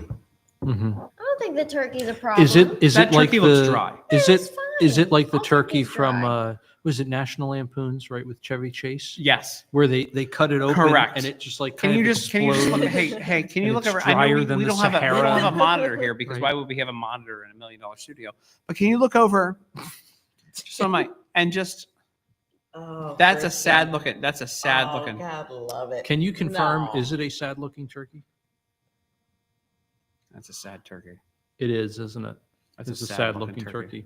Okay. Hey, Pop, is Now- that a sad looking turkey? Now, I don't want to Man, brag. even And Pop and I confirms. think part of this is being a mom and having kids and having cooked a They cut into number that of and it went Thanksgiving.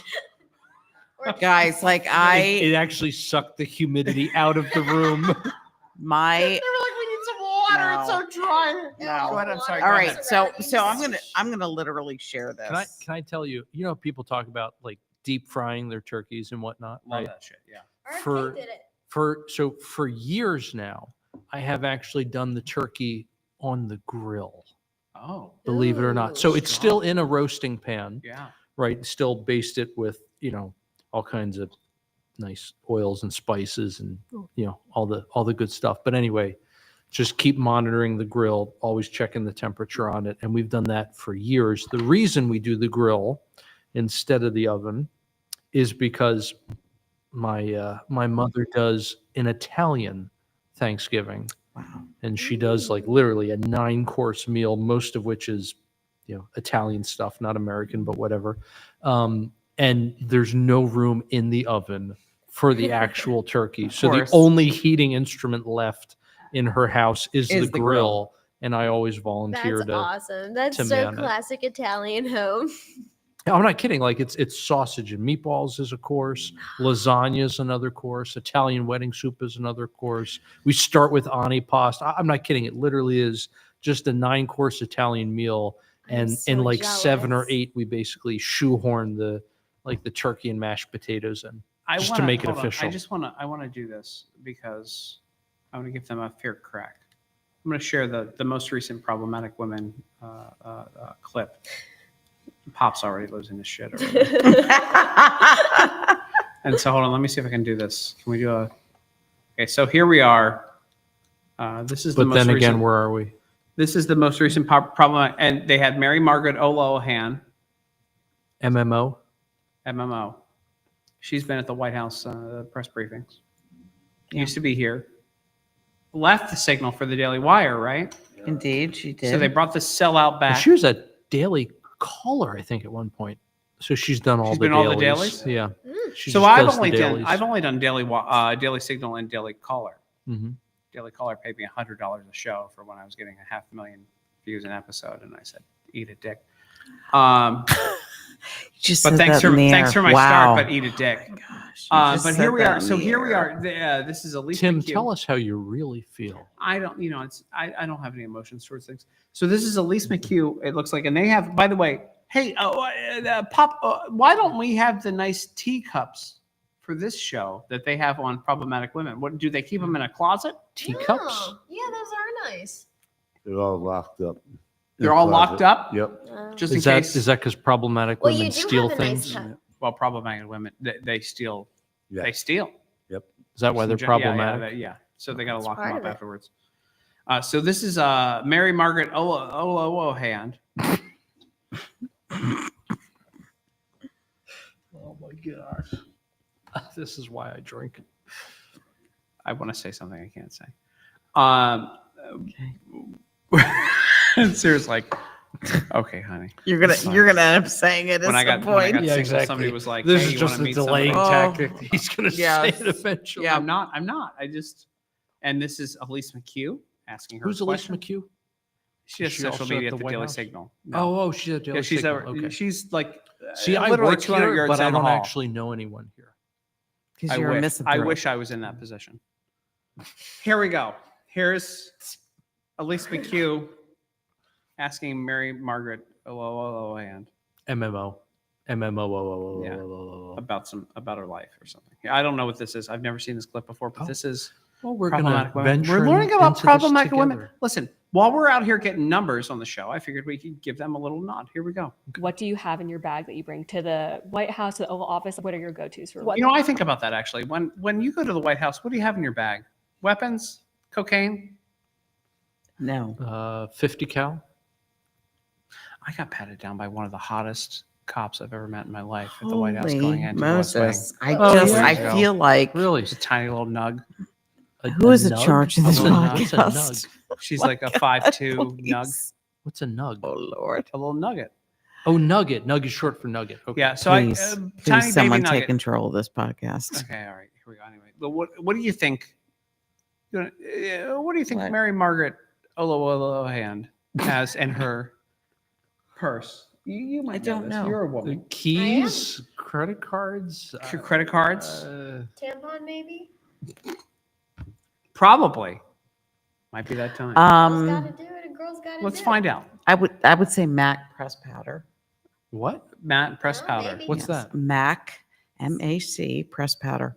There we go. So you Are don't we get ready? oily. That's So it. this is a question. I'm glad Elise McHugh asked this question because I was thinking that myself.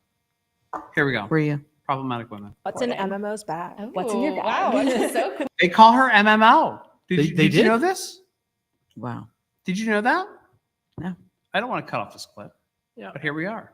Here I thought at I her. thought of something original. Here we go. All right. Cool. I got my lip gloss. I have my lip Okay. liner. Yeah. I have my chapstick, my Band-Aids, Mm. cold sore medication in case I have. Why are you Why do taking you have Band-Aids? Band-Aids? Thank you. Took But the she's words wearing right out of my heels all the mouth. time. I'm gonna fucking fight.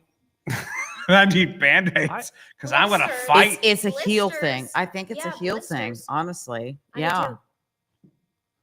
She's Okay, wearing we're gonna heels. keep going here.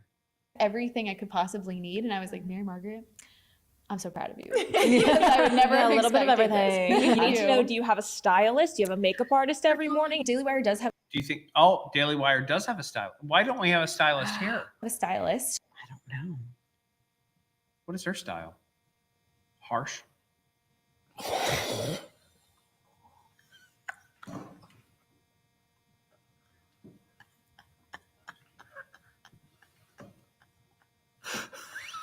She came up to DC a couple weeks ago and helped me find some pieces that would work in the summer. Like this dress, actually, she helped me. It's more of a linen material, thank God, because it is so hot. I have a stylist too. I wake up in the morning. I go, what hoodie, what color hoodie am I going to wear to this meeting? What hat I'm going to wear? I had a meeting with Kevin Roberts today, so I'm like, Houston, it is. Let's go. That's right. That's right. You need a stylist. Wow. Oh gosh. Wow. in general, I like a lot of pieces from Ann Taylor, J. Crew, like stuff like that. It's very classic, bright colors. I like to wear black a lot. Daily Wire was like, you got to stand out, you got to pop. So they're more into like different colors and mixing it up. I went to Can I ask you guys a question? I think you just did. Oh, let's just watch the rest of this. Panama with the defense secretary. That was hard to pack for because it wasn't like we were going to be at the briefing I get it. room. We were going to be in Panama out at a jungle base. So I think I went to Target and I got a whole bunch of faux linen stuff to try and stay cool and also look good. But I felt like I was, I don't know, the explorer girl in Tarzan or something. Like I needed to find weird clothes for that. Yeah. The explorer girl in Tarzan was named Jane. Yes, she was. Very good. Very good, Tim. Very good. Problematic women. I can see where they got half the title from. Hey, I won't watched say that. which half. Just like when I say Thanos was half right, I won't say which half. Wow. Wow. That was an incredible interview, and I'm sure you can go watch the rest on dailysignal.com and also their YouTube channel. You can go watch YouTube. Find out more tips and tricks from White House correspondent Mary Margaret Olayan and the problematic women. EJ, when you're styling yourself for interviews, what are you thinking?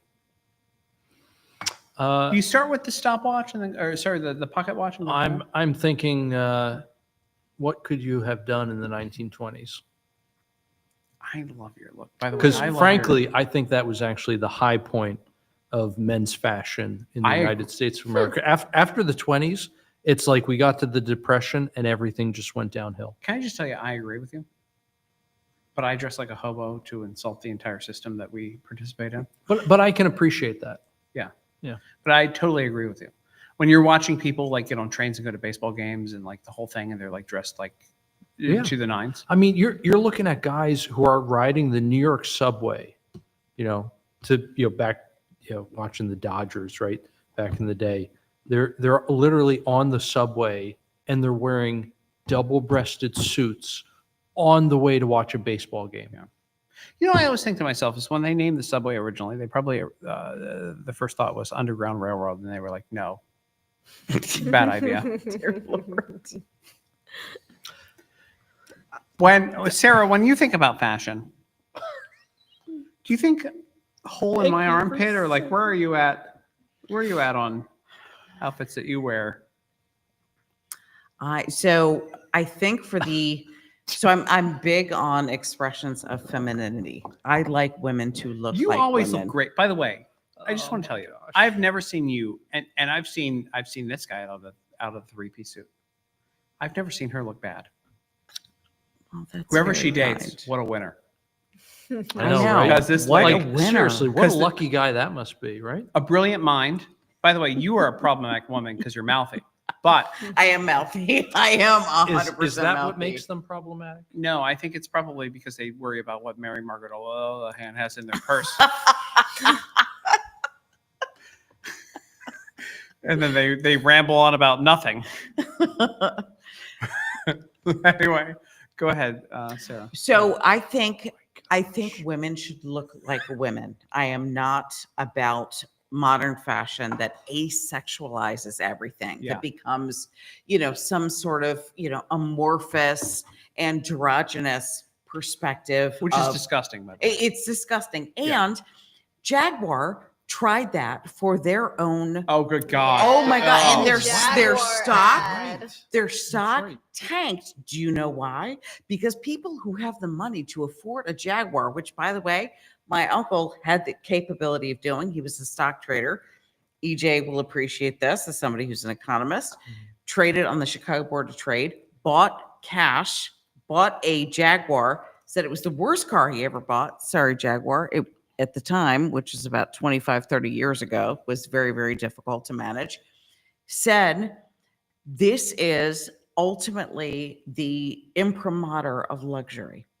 And when they got to the point where it was androgyny and social progress, the people who can afford Jaguars do not want to afford a Jaguar. They do not want to spend their money toward Jaguar, specifically because that is not the idea that they are pursuing right now. So the more, I mean, again, it's go woke, go broke. And we keep seeing this in multiple iterations. We saw this with Target 2 years ago. They went all You in. did Prime. videos on that, didn't you? I Yeah. did indeed. Yeah. Which went inexplicably viral. But when you But have that's good. Tuck- No, they went explicably viral. I can say that word. Yeah, it was a big deal. Because you're a big deal. well, when you have tuck-friendly swimsuits for 11 and 12-year-olds, I think to myself, predatory. how fast can I swim? see, And I'm like, I could if I just So, didn't have In that, is that this actually rudder holding me down. So is that actually? I'm gonna get this out with a straight face. Is that the real reason why Leah, aka William Thomas, had to relinquish his swimming titles? No, Was- it's because Leah Thomas was 8 feet tall and a monster man. Well, no, I'm just saying. But if- have you met Riley but Gaines? if By the way, you're have you met wearing- Riley Gaines? Riley Gaines, if you meet her in she's person, a bitty little thing. she's a bitty little thing, Yes. but she's a bitty little muscle thing that I would never mess with because she could kill, she could murder me with her bare hands. But I'm just saying, if you're wearing one of these you haven't said anything. whatever swimsuits Um, where they're essentially making you more hydrodynamic, doesn't that give you an Hydrodynamic. unfair advantage Yeah. over the women? I think so. Is that the real reason why we had to Ah, revoke could these be. people's Yeah, Joy, titles? what do you think about that? Because you've been silent for 30 minutes. on this Sorry, live I stream. have a hot take here. Go ahead. I think that birth control might be part of the culprit of the whole androgynous look because it's Oh. absolutely true that women prefer more feminine men when they're on the pill versus Mhm. when they're off the pill. Right. That's totally Really? studied. That's Yeah. totally confirmed. As someone By me. who's been Confirmed by me. who's taken birth control, it a absolutely feminine was man. true. Thanks, Tim. And I also think women view One for the themselves team. as more masculine. So we dress more androgynous on the pill as well. And we like more feminine men. So it's just Okay. this cultivation of androgynous Yeah. people. Did you see the study on jaw lines with Yes, women I on the did. pill? When they're That- on the that was pill, they like the fascinating. softer line. 'Cause Yeah. It's more feminine. Yeah. Yeah. So a good Mhm. lesson to women out there. If you meet your guy on birth control, stop taking it, see if you still like him. Because a lot of times they stop it way later after once they decided they want to have children after they're married and they're like, oops, I don't like you. So real What? talk in the middle of me making a lot What? of stupid Mhm. jokes. Real talk, I dated a woman that I was very serious with for a little bit, and Mhm. she went on the pill, and it ruined the entire relationship. Yeah. and ended her- Yeah. No, she lost all drive for anything, and it was Yeah, she it was a whole changes different you. character. Yep, that happened years So ago. so I have never been on the pill before. Good for you. Like this is real talk. Twitter. Can we get a um, zoom in or no? We don't get a zoom in, Pop? She's having real talk. You can't get a Real zoom in. There talk. we go. No, No, I I wish I Drinking didn't do over it. there. so I never have because I've always sort of eschewed anything artificial as much as possible. And I've had relatives with breast cancer and I've heard Mhm. so much about the sort of correlation between taking the Yeah. pill and breast cancer itself. But it's so weird to me because there is this portion of the upcoming generation that prefers androgynous looking males Yeah. that for actual women, for like alpha women, for women who have Mhm. not been on chemical subsidies, like we don't like that. No. We like men to look like Well, and men. it's no coincidence that all the new girls, like my age girls who have that preference, were all on birth control. Right. And now there is a movement of everyone's coming off of it. Me and all my friends are coming off of it. It doesn't even matter political affiliation. All my best friends are liberal and they're coming off of it too. Yeah. So everyone is picking up on this, but we were on it for years. As soon as we started our periods and then we said, "Oh, we have little cramps every month." Like, "Oh, here's the pill." Anything you say, I have some acne, here's the pill. That's exactly what they do. They give it to everybody, There's no regardless of informed what the consent. actual underlying diagnosis is. Listen, I have an 18-year-old daughter. Mhm. I went through this process with her, Mhm. and it was, oh, we'll give you the pill. I was like, hold on. Let's we talk should about talk this. about it. Yeah, Yeah. I don't necessarily think she needs the pill. Thank you Right. very much.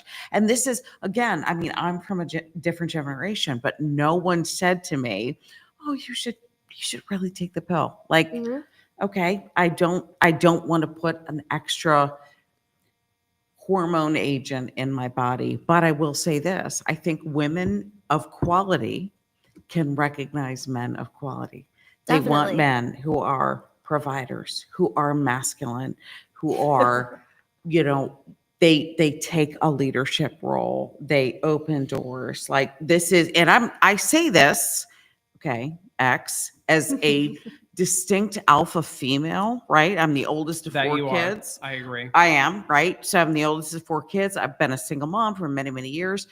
But for women who truly understand the way that this was ultimately designed divinely to operate, Mhm. they want a man who is in control, who will take charge and say, I will take care of this thing, right? So Definitely. women, you know, and this is a very, very controversial take. I'm going to say this right now on X.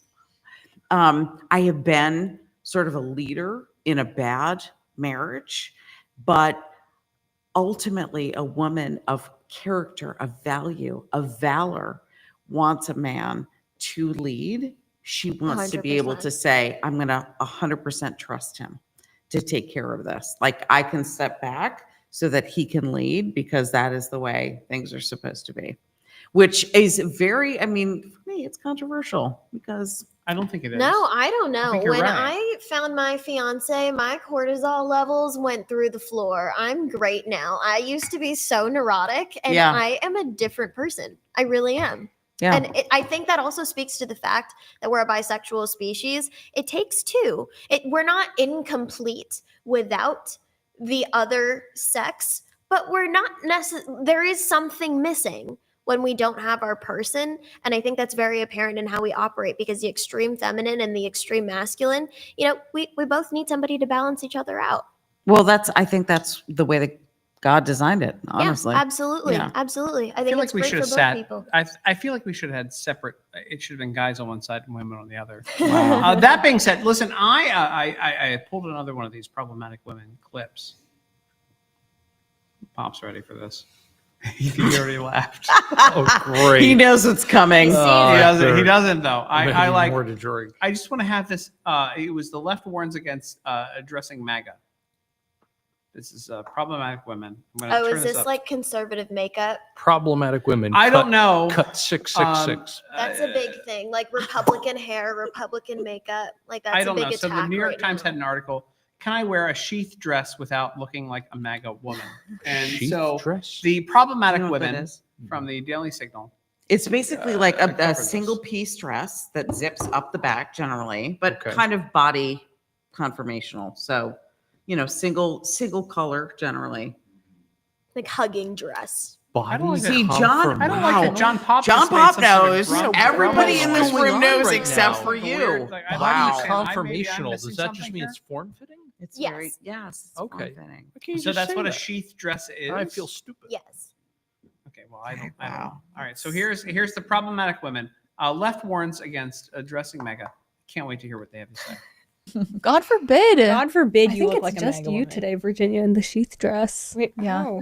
I leaned into the know sundress about today. what is she? I didn't even know about like That what it was a defines a thing. sheath dress. I mean, just think about like what Melania or Ivanka or Caroline Levitt wear. Like, basically, what this is. AKA classy. Yes. No. Traditional, classy, feminine, Yeah. take your pick of descriptor. But what this is like a someone in their audience wrote in a question, like fashion advice column. They're like, I'm so worried that people are going to think I'm a Trump supporter if I wear a sheath dress and a blazer or like whatever it might be. Why? Right. And so this whole article unfolds and it's this entire thing about, you know, these conservative women are dressing in sheath dresses and blazers and this, I don't care, but I'm going to play Okay. this clip. that, and the other thing. They're putting on lipstick and mascara and they have their hair done. You might get confused for being a Fox News host if you own a curling iron. What? No, that's totally a thing. It's totally thing. Girls acting feminine is being labeled as this like far right trope. Really? So they don't want to do that. They want to stick to the androgyny, which might have some like Wow. actual merit to it. I don't know exactly why I haven't put it together, but when I was liberal, I did dress more androgynous. Did and I was on you? birth control too. So I don't know if that's correlated or Which if some of this is so amazing correlated. to me because you're so like Pretty. She's like quintessentially a pretty girl, feminine. yeah. Thank You're you. beautiful. Thank like you. I mean, you Did you look, shave your head at some point? I had colorful hair. No. Yeah, I did have colorful Oh, hair. I so she used to went wear Uggo like at some point. neon fishnets under my ripped jeans. Like I had a whole thing. I had a whole thing. I had a emo phase, which looked absolutely ridiculous because I was wearing all black, and then you heard me speak, and it's this shrill, piercing voice, and like something wasn't matching up. You know what I mean? So it was very alarming to people. It's like gangster hamster moment. So you know, gangster hamster. it was weird. That is bad. That is the best. It was weird. It was weird. I had like swords in my ears. I don't know. I don't know. You know, the Yeah. more I think that we fight against our innate design, the more pain we experience. 100%. And it's psychic and very neurotic unnatural. pain that we do not need to experience. It's entirely self-inflicted. And we know this because there's happiness studies done on people on different political sides. Yeah. And liberal women are the saddest group. Of course. And you don't really need an experiment to tell anybody that. It is very clear. Yeah. But I think it was Finland where they did this study and they stopped having certain areas, like areas in STEM where we have to fill this amount of positions with women. Right, So they stopped right. doing that. And it just so happened to be that women started going into more feminine fields and men started gravitating towards more masculine fields. So women were doing things that, you know, appealed to people. It was people related, and men started dealing with things and, you know, like engineering and stuff like Yeah. that. So it goes to show you, like, when you leave it alone, people are going to gravitate towards what they're naturally inclined Yes. to do. Yeah. Yeah. And there, again, like I've said before, there's going to be some more masculine women out there, but that's not the majority. There's going to be some more feminine men out there, but that's not the majority. Yeah. So, you know, constructing to society to appeal to the minority and not the majority, or sometimes at the sacrifice of the majority, that's not a good recipe. Yeah. And that is definitely what the school system is doing right now by lying to women and telling them to jump right into the workforce, delay Yep. having kids, don't worry about that. Once you have your career, once you're established, then maybe consider, you know, finding a suitable husband and settling down and having kids through IVF, because you're not going to be able to have them naturally because now you're too old You're to too do old. it. Yeah. Yeah. It's No. criminal. So I think we've been sold a lie. So here I am of an older generation, right? So I've got 2 kids in college. I've got one who's going to be a sophomore in high school, and I'm you know, of a particular generation, and we were sort of the post-sexual revolution Mhm. products. My mother did something incredibly revolutionary when I was growing up. She gave up her job. She had a master's Mhm. degree, gave up her job, stayed home with 4 children.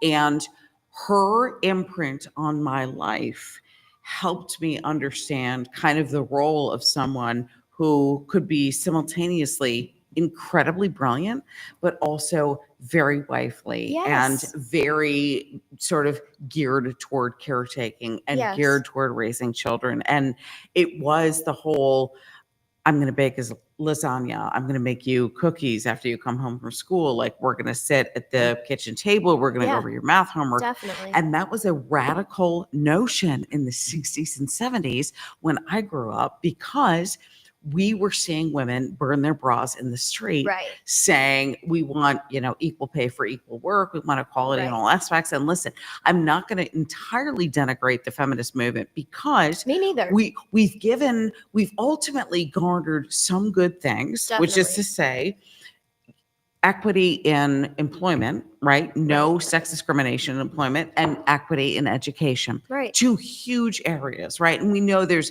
a direct impact between the ability to achieve educationally and what your ultimate outcome is professionally and personally. So there's a direct correlation on personal success. But ultimately, when I was being raised in the 70s, into the early 80s, my mother giving up her master's level profession to say, I'm going to stay home with kids, was an absolutely revolutionary concept. So for me as a lawyer to say, I've been in practice 6 years and I'm going to stay home and raise these 3 kids, no one had a point of reference for that. And yet we've seen this resurgence of young women saying, yeah, I would really like to get married and have kids and step back from my career. And I like to tell people that God wastes nothing. I have a lot of young women come to me and I say, the experience that you have in school and in life is not going to go to waste because you stay home with these children, which is a huge, huge directive. It's a huge responsibility. 100%. Raising people going into the Right. next generation is the most important thing you're ever going to do. Yes. So it doesn't ever get to the point where you go, gosh, I don't know what to do with my life after these kids are in high school or out in college. Everything that you've experienced is always going to be of use and it will find you. And this is one of the things I like to tell young women is don't be discouraged because you are in this phase that feels very foreign to you. Yes. It feels very isolationist, but ultimately in the end, you are doing the most important thing you could ever conceivably do. 100%. And I totally believe that you can have it all, but you can't have it all at the same time. That's exactly it. So you can be a girl boss career woman, but you can't do it at the same time That's as you're exactly raising kids it. because you're going to sacrifice one of them or both of them to some degree. You Yep. can't be 100% in everything. And I just think that, and this is overstated, but it's just true. Women have a biological clock. You can put off a career. You cannot put off having children for that long. Yeah. So it is where your priorities lie. And we've definitely, my generation for sure, is waking up and we're realizing the lie, but we were definitely sold the lie Yeah. that we have to go to high school, then immediately after go to college, We then should go to high immediately school. after go to grad school and do all of that education for so long. And for my path, I was going to go to medical school, residency, fellowship, then date, then have children. Yeah. That's a lot. That's Yeah. a lot. And what if you don't find your person right away? That takes time too. So I 100% think it needs to be incorporated into the education system, Yeah. particularly for women. What do you want your life to look like? Now, build it around that. And if you don't think you want kids now, because a lot of people in high school don't, I didn't know. Yeah. The hormones just didn't kick in yet, I guess. Now I do. But you should plan your life as if you will want them, because usually starting around 20 years old, like those hormones do kick in and they kick in hard, and Yeah. you will regret it if you don't, and you will regret it for the rest of your life. And that is what is happening now. We have this new generation of millennial resentful women who are Yes. single in their mid-30s and they don't know what to do, and it's not even their fault. They were lied to. They Yeah. were told to go They be were the sold a girl lie. boss, and now what are they going to do? They're alone. I want to pull up a tweet, by the way, and we need to wrap up here at some point. But I want to pull up a tweet that was, I think, a mistake tweet from Tyler Fisher, who's a comedian. I pretty love funny guy. Tyler Yeah. Fisher. He's funny. So it went crazy viral yesterday. He's got 60 million views on it. Just downloaded Bumble, seeing women in their 30s and 40s saying they're ready to settle down and have kids with a successful man is Wow. painfully hilarious and quite sad. It's true. It is sad. And I don't It even is. like to No. make fun of them because it's not their fault. Kind It's of. culture. It kind is of their is. fault, but they didn't It know kind of early is. on. This should be a podcast. not we Wait, do. wait, I know- what? This should be. Wait, a- hold on. What now? You said it kind This of is is their why I fault. agree. Well, no, everyone's responsible for the actions they take. I agree with that. This should be a But they didn't podcast we know. do another time. Yes. Because for me, who's been single for about 2 months, Mhm. it is very remarkable what women think they should have Yes. when they've I agree made with bad that. I decisions do for a agree with long that. time. And I know what Yes. I'm offering on the market. Mhm. And I'm not saying I'm a great thing, but I'm just saying, like, I know who I am and what I have to offer. And so when I see, like, a hoe who has decided to stop being a hoe and find a I'm family. a serious Are you familiar? legal scholar. How you- did I end up here? No, but it's a real conversation an though. Hold on, but entitlement as- There's an but entitlement there. a- No. Yeah, as an economist, let me say, are you familiar with the phenomenon today called hoflation? Yes. Wait. Yes. Oh, Yes. wait, what? It is a real thing. Yeah. It is a real thing. Yes. Oh, No, I Yeah. just want to say, and this should be a conversation with you, because Yeah. you, as a woman who has been single for a bit, who understands their value, yeah. who knows who you are, you respect yourself. You also didn't put yourself in the position you are in Yeah. intentionally. Yes. And so there's Mine a was a unique conversation to be situation. had, like where like I look at these women who have been entitled for so long and who like, everybody said, hey, be a girl boss. Mhm, Yeah. mhm. Yeah. And that was the wrong message for these Yeah. people. Right. They right. bring nothing to the table. Yeah. They're empty. Well, hold human on, be- hold they're on. empty vessels, What they bring to the table are things that the men they want do not themselves want. Correct. Right. That's Correct. That's the lie. Boy, is No. this That a they whole, were this told is, by this is feminism. probably a very hot podcast topic that we can get a lot of views on. Yeah. And I want to bring baby Trinity in on this, baby Nugget Trinity, who needs to learn, because I am second dad to her with everything that she's been doing. But like, I just see these women, and it's like, Yeah. what'd you think was going to happen with these life decisions? Right. No. And Well, why? it's- And why do you think I'm going to correct for that? Yeah. Because any self-respecting man ain't going to correct for your problems that Right. you've created for yourself. Right. No, there is an entitlement epidemic, but it's also because of the people who are raising those millennial women, telling them that you are perfect, you're amazing, just You're a the girl way you boss. are. Nothing's wrong with you. It's everybody else's fault. It's not yours. And they carried that with them, that imprinted. Yeah. So now there's this generation of women that are alone and they're lost. And now what do you do? That's a really big problem, to have a generation of people in Yeah. a big country who are alone and angry about Who, it. by the way, I'm Oreo sandwiched by two women who understand their value, who are great, very intelligent human being in two different generations, who who would never have put themselves in that position.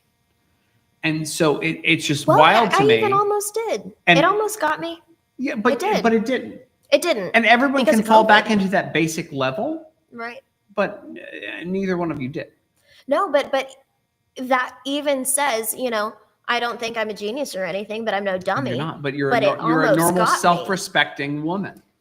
Well, now I am, And- but and it we have almost had- got me too, which kind of says that it's not entirely just intelligence related.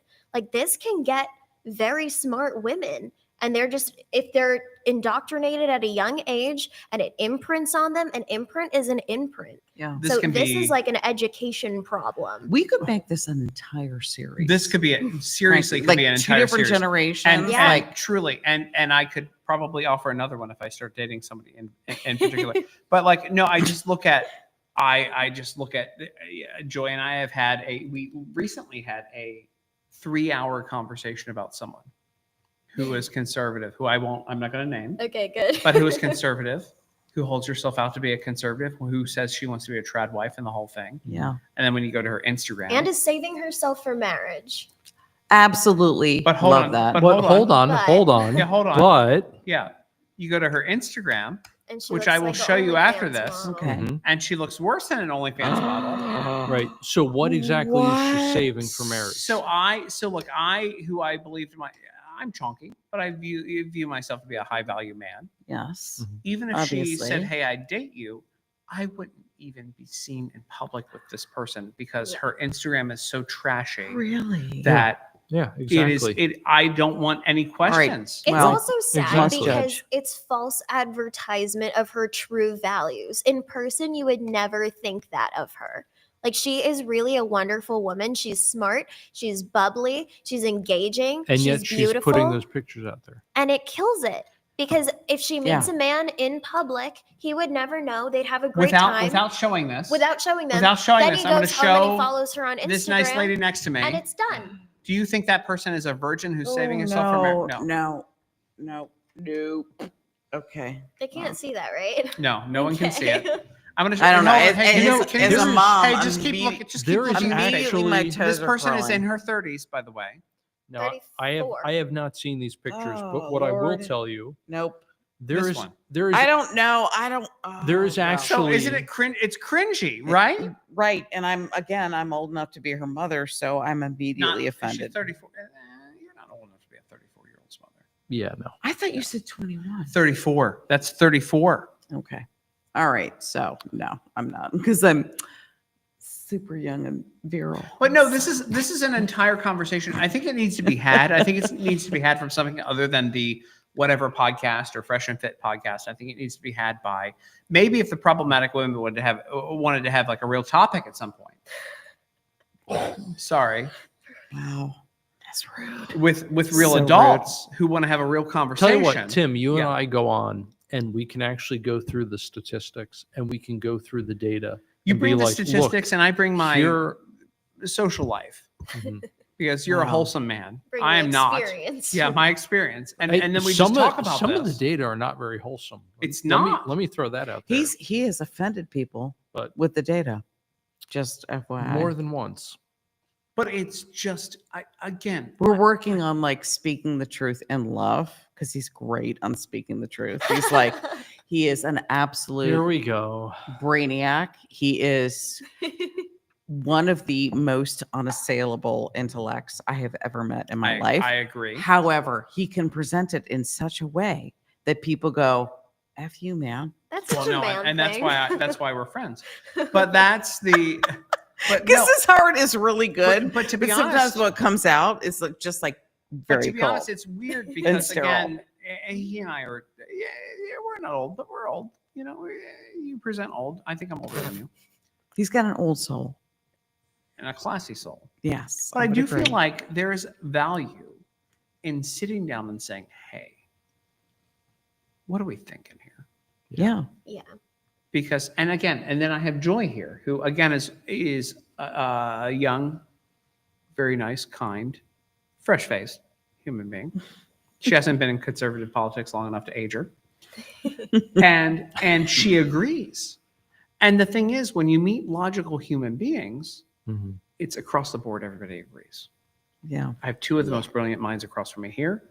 I have a brilliant young lady next to me here. There are many more of those people out there. I think it's bringing them together. And I think there is a conversation to be had in the middle of all of the like, let's bring hoes onto the podcast and yell at them, or the Andrew Tates, or the even the Jordan Petersons that are kind of a calm version of Andrew Tate, where it's like, you have to be masculine and, you know, whatever, make a sandwich, but also in a classy way. There's a middle ground to be had. The conversation needs to be had. And I think there might be something, and again, we're in 2 hours of this. We should cut this off. It's been too long. Poor John, our producer. God bless him. He's a saint. He's an actual I saint. got you a tuna sub. bitch. Saints are dead. So But I think there's something to be had in an actual classy conversation about dating. Yeah. I think so too. I don't think, Yeah, and I don't think real definitely. talk has been had. and I think it's really important for young men and for young women to actually get the message of, look, here are the things that are ultimately going to make you successful in that dating marketplace, because it is a marketplace at the end of the day. I'm not It saying is. that because I'm an economist. It is. It It all is. comes down to supply and demand at the end of the day. Yeah. And I think young men and young women today would really benefit from that kind of conversation, where somebody would tell them, here are the things you need to do to be successful, and here are the things you need to avoid in Right. terms of pitfalls. And I think men and women collaborating to talk about this issue really is the key, because you would have brilliant minds like yourself collecting the data and maybe people to soften the blow. Yeah. Because unless it's delivered in a particular way, it's not going to be accepted.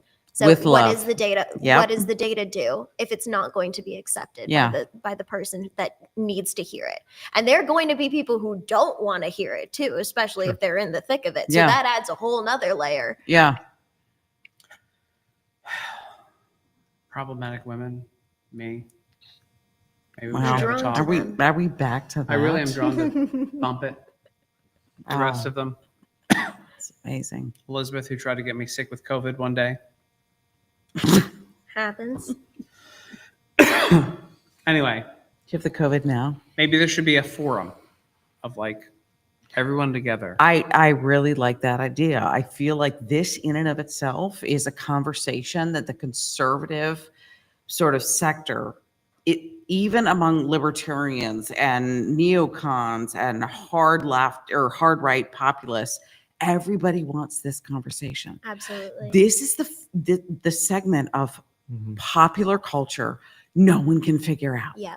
Right? So I feel like we figured it out. So though. no, hold on, hold Not on. But everybody. to, the main to person Sarah's has to it. Sarah's point, if you look at the number of young men who are single, but who are want to date somebody, and then if you look at the number of young men, the portion of that population, excuse me, young women who are single but also want to date somebody, there's a tremendous amount of overlap. So the question is, why is it that you have literally Right. more than half of one Yes. population, more than half of the other, that say they can't find anybody to date but want to date Right. somebody? and yet they're both available. Yeah. In any other period in history, you would have had a lot of matches between those two those two groups. So what is it about today's population of young men and young women that they're both looking for matches but can't find them? Do we That- need to that's- reinstitute matchmakers? Well, that's I'd be not good where at I it. was That's going not- with no, I didn't- Okay, no. so but- Arranged marriage. Let's go India. So honestly, I'm looking at other conservative cultures. I'm looking at, Jewish cultures, for example, and the entire paradigm of matchmaking. And I'm thinking, what is it about our culture that has two segments, both looking for each other, but cannot meet each other? So what is it? I mean, it's obviously not a paucity of online outlets Mhm. because there's 15, 20, 30 to choose from, right? Mhm. So it's not that. Where is the disconnect? Is it that women are being told they can have the entire career and they can put off child rearing? I think that's part of it. So I Mhm. think it is too. But where is the disconnect? Because you've got young men and young women, both of whom are saying, we can't meet, and yet we both want to, Right. get married, have children. This is our heart's desire. Yeah. Like, what does that look like in terms of a modern iteration? Where is the problem? Where's the breakdown? I also think that dating is very much a dance that needs to be learned, and you can't learn it unless it's taught. And what we see are these strange depictions of dating in media Yeah. and TV, and that's just not how it is in real life, but that's where people are getting their education from. So if we don't teach people how to date, how to present yourself, how to act, how are they going to be successful? We're Not, setting them up to fail. but not just teaching people how to act, how to present themselves, but also teaching people what to expect. Definitely. Yeah. Because part of the problem, and we've done a tremendous amount of harm, I think, to young women, is we've told them to expect something that's totally unrealistic. Yes. Yeah. And so the only group of men, the only cohort that meet the expectations of The women, top 1%. exactly, it's not even 5% of Right. men. And Right. this is why there's this incredible statistic. If you look at all of the women, the young women, so under 30, who are sexually active today, they're all having sex with about 5% Yes. of men. They're literally all having sex with the same men. Right. Men under 30 today, more than half of them have never even had a date. Not Yeah. even like had a long-term relationship or anything like that, but have even ever had a date. Right. So we've conditioned young women today to only essentially only sleep with a very small group of men and not even date in the traditional sense, but just simply skip the whole dating process and go right to sleeping with these young This women. should be we should do a massive crossover podcast with problematic women, who I think are all single, by the way. No. Morgan is engaged. Is that implied with them Oh, being is she a problematic? problematic woman? I think she was on there. I saw her. Well, on she the didn't thing. look at me. She didn't even I think she's acknowledge me very- at the. she's very friendly. No, she's not friendly to me, so I don't recognize her. But bump it, and then Elise McHugh, Hmm. and then Elizabeth. We could bring them all on here. We could have a whole panel. Wait, so who all is on problematic women? Virginia Allen, Elise McHugh, Elizabeth, whatever her name is, that goes to the White House for the Daily Signal. Mhm. Crystal Bonham. Because Kristen So there are- Eichhammer's gone. She's out to the administration. She used to be on it. Yeah. So there's a total of 4 problematic women. Yeah, and it's slowing down. They may not be. They're not as problematic anymore. But I think I don't know. Are they? I don't know what they're. I don't follow. I don't stack them. I don't stalk them. I don't know what they do. But I don't know where they are relationship wise. But I think it might be a fun conversation to have with them. About the whole thing. I like it. I do. Yeah. And I some get, of us are in relationships. A lot of us are not. And this is where Sarah will tell me, like, okay, you got to be better about, not just being into the numbers, but actually meeting people on a human level. Disgusting. Is that Oh my gosh. Sounds awful. is that when the data are just they're so clean. It's so like it's not messy at all like it is when you deal with humans, right?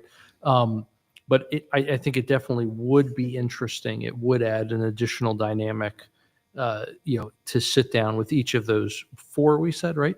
yeah. To sit down with each Yeah. of those 4 and be like, okay, where are each of you at in terms of things like relationships or whatever, and compare that to the macro level data, and kind of see where they fit in on that bell curve. So And to speak. to somebody who has been down that path and who has lived a traditional but also non-traditional life. And I have so many young women coming to me. I've joked during my time at Heritage, I would sort of be the sounding board for a lot of young women in their 20s and 30s. They were looking for an older woman to basically give them guidance Yeah. on. You were it- barely older than them when they came. To I you for was guidance, yeah. barely older. I was not old enough to be their mother. But I think there's a need for that We because need I think mentorship. I think that's exactly it. And I think mentorship for young women in particular, because we are relational as opposed to vocational, which Yeah. men are, right? Right. So listen, I identify as a lawyer immediately. I'm like, hey, I'm a lawyer. I'm the Mhm. vice president of lawyer? a shut up. Can I identify as a lawyer, Tim? No, You you can. can't. You And cannot. now I- you're a lawyer. I because identify you as a said lawyer. You identify as one. Okay. Well, all right. So anyway, Yeah. Yeah, well, we're a mimetic species. We learn things by imitating other people. yeah. So it is so important to have mentors for men and for women, but particularly women because we relate to people, not things. So There was a New York Times op-ed about, I want to say 20 years ago, and it was, where is this generation's Phyllis Schlafly? And I thought, at the time, Eagle Forum was kind of like, bouffant hairdos and the yeah. Eagle Forum letter. My heart is to be You're this generation's that- Phyllis Schlafly, by the way. that's my I mean, I heart. hate to tell you this. I hate to break it to you, but like, have you ever heard the Chad Kroger song from the first Spider-Man movie, where it's like, No. they say there's a hero to save us, but I'm not going to stand here and wait, and then he realizes he's the hero. Can I tell you? So my heart. I think you are, by the way, and I'm going to go ahead and say this to you. I have not met someone, a female in our industry, that does what you do and has the charisma that you do. We're 2 hours in and we need to cancel this thing and we'll get it over with because this is but I think you are this generation's, you're getting a phone call from a kid, It's Noe. Yeah, I'll yeah. call him later. but I think you are this generation's Phyllis Schlafly. And I think you need Oh. to fill that That- position of this. That- But so you're not that's the one, you high can't praise. elevate yourself to do Phyllis, that. Yeah. position. Yeah, but you can fill us Wow. up. But you're not the one that can elevate yourself. But at some point, like this whole generation of conservatism, and everybody has to start realizing who the fuck is who here Yeah. instead of living in the past. Yeah. And if I start picking my team for the future, it's the people I've sucked up to here, not just because you're here with me, but because I see you as that shit. All right. And it's you two. And then this one eventually, but she's young and whatever. And she's Asian. We don't know if we want that or not. But True. He thought I was CCP. No, a spy? Wow. What did you think I was when Same you thing. met me? Same thing. What brand of Oriental are you? What? We No, what? no, What? No, no, what? no, no, it's over. No, Oh my God. no, What? No! What's the matter? No! My egg donor was Pacific Islander. Pacific Island. Wow. I'm sorry. Jesus I'm still Christ. in It's my over. feels about this. No. I'm sorry. I had such a thing going. Oh You my really God. did. You That's killed- it. You killed That's it. it. It's over. This Wow. is it. What a live stream this has been. What happened? Thanks for being here. Holy Moses. Oh, I would like another I'm gonna podcast clip on dating that. relationships and family you structure. get the should. problematic women out here. You bring out the Good. normal ones and bump it. And we'll sit here. We'll have a conversation about it. You don't even know who Bump It is, but we're going to talk about that afterwards. What's a bump it? It's a Thing you put in your hair to make yeah, it big. to make it look like a Bump It. You know what Bump It is, right? No. Hold on. I'll do this to leave you. No, You comb I your don't know hair what it is over this either. puffy clip so that it sits really high. Oh, really? Yeah, so you Is that always like- look like you're in Dallas. Like the women who do the updo thing, right? Not necessarily. Like you can wear your hair down with it. It just Okay. adds a lot of volume. Like you're 3 inches taller with That's it. a Bump It. Yeah, that's the Karen hair. Everybody's got The Karen hair? Oh, Yeah. so Karens use this? Yeah, but young Ooh. people, not young sometimes people now, but yes. Well, early 2000s. Sometimes all that. So here's the thing: we get the problematic women, including Bump It, maybe her, Sorry. I don't even know what this is. and we just have a talk about dating because they're all single. Not more gone. She doesn't count. No, But she also doesn't go I think back. Crystal's dating somebody. Who cares? And then Well, and actually, you know what? It doesn't even matter. It doesn't even matter whether they're dating somebody or not. I don't even know. At- We have to clear this through at- HR before I have this podcast. as Do well. we? Tis, I feel like we tis do. easier to ask forgiveness than to Wow. ask Well, I just permission. feel like You the can't report's give it already a been written. Shakespearean twist. I feel like the and report's make it already better. been written on this. Anyway, listen, it's been 2 hours and 15 minutes. It It's really been too has, long. but All we're right. having such a It- good time. it This flew fucker over by. here dropped Oriental in the middle of it. Well, This is yeah, like a 'cause real- he's like, this is the end of rude. the day. By the AF. way, you know what the opposite of Oriental is? Occidental. Did you know that? Okay, we don't care because in American normal parlance, What? you're racist. Well, I'm just going to say that. real Okay, quick. so can we not call it the I'm Orient gonna get a Express call anymore? like this. he is Like what? one. What do we call the Orient Express? Is there a different word for That's that? the now? Orient Express, but we don't know. But it doesn't go through the Orient. It so goes through Asia. racist. Okay, so we now call it the Asian Express. Like No, we what? call it the Orient. Okay, no, it's there a it whole- is. What? Oh No, God, it's it gets okay. worse. My parents Please are just in shut their up. 70s, so they still say Oriental, and my mom is Indian, and so I feel And like she has I- a little bit more of a pass, Right, and she right. also says Oriental. So I was it's, it's trying a to generational respect. thing. I was You're trying not to of that respect your generation. parents. No, you weren't. You weren't respecting anything. You were just Why are you making this worse? because I'm just pointing out how bad you made it to begin with. I mean, ultimately, Tim you. just wants to go. I So have rude. tremendous respect for other peoples and other cultures. Okay, but you. Wow. Hey, listen. At least Noah. this isn't the. At least this isn't the. I'm on a can- podcast right now. Yeah, Can I call yeah. you back? Let him Hi, go. Noah. Yeah, I'm yeah. on- Go I'm on- away, Noah. I'm on We're in a with Tim. podcast. Goodbye, Noah. Love you, son. Don't break a window. Okay, bye. Don't break a window.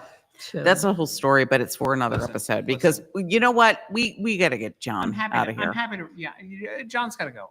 He Listen, really does. No He's matter what you nodding. say Poor here, by the way, nothing can be as bad as like a Candace Owens podcast on a Thursday, and that's just a Now, Tim, why do you say that? because Wow. I'm okay with Jewish people. Right?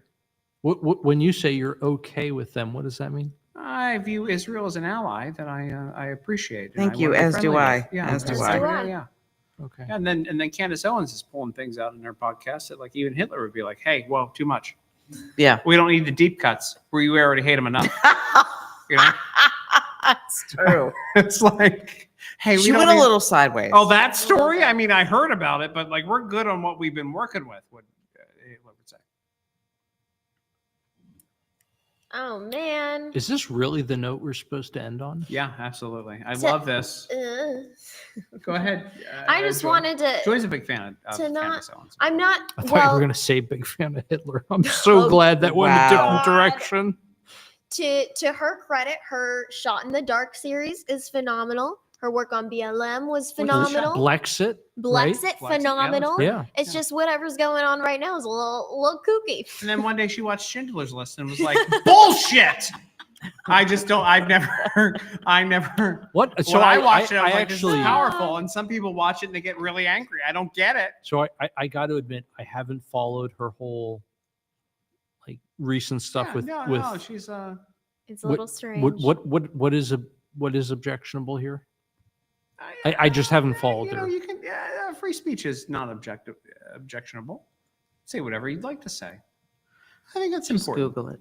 Just Yeah. Google it. Okay, I will Yeah, go maybe, home yeah, and just I- chicken I once in a just- while. tonight I'm like going to some- go home go and through her Google ex. problematic women Yeah. and Candace Owens. You know, she starts Yeah. with like Blake Lively, and so you're like, oh, yeah, Blake Lively. And then she's like, I hate the Jews. And you're like, whoa, hey, whoa, Have you ever seen the old skits where Norm Macdonald We were would just talking about Yeah. Norm Macdonald really? earlier. I Okay. love him. where he would pretend not to know who Hitler was, Yes. and he'd be like, oh, he was This is going down a Austrian. level. Oh, I how should just about cut this? this off. Oh, a decorated World War I veteran. Yeah. Wow, look at this. This is really And then not, it's not he's going to end. he's staring at his It's not gonna end picture. well. He's going, oh It's the end wow, of a there's lot of careers I here. feel no, like but is something- he not the I am- greatest comic of Hey, all did you time? know across the street they've got some tater tots with chicken on it? It's amazing.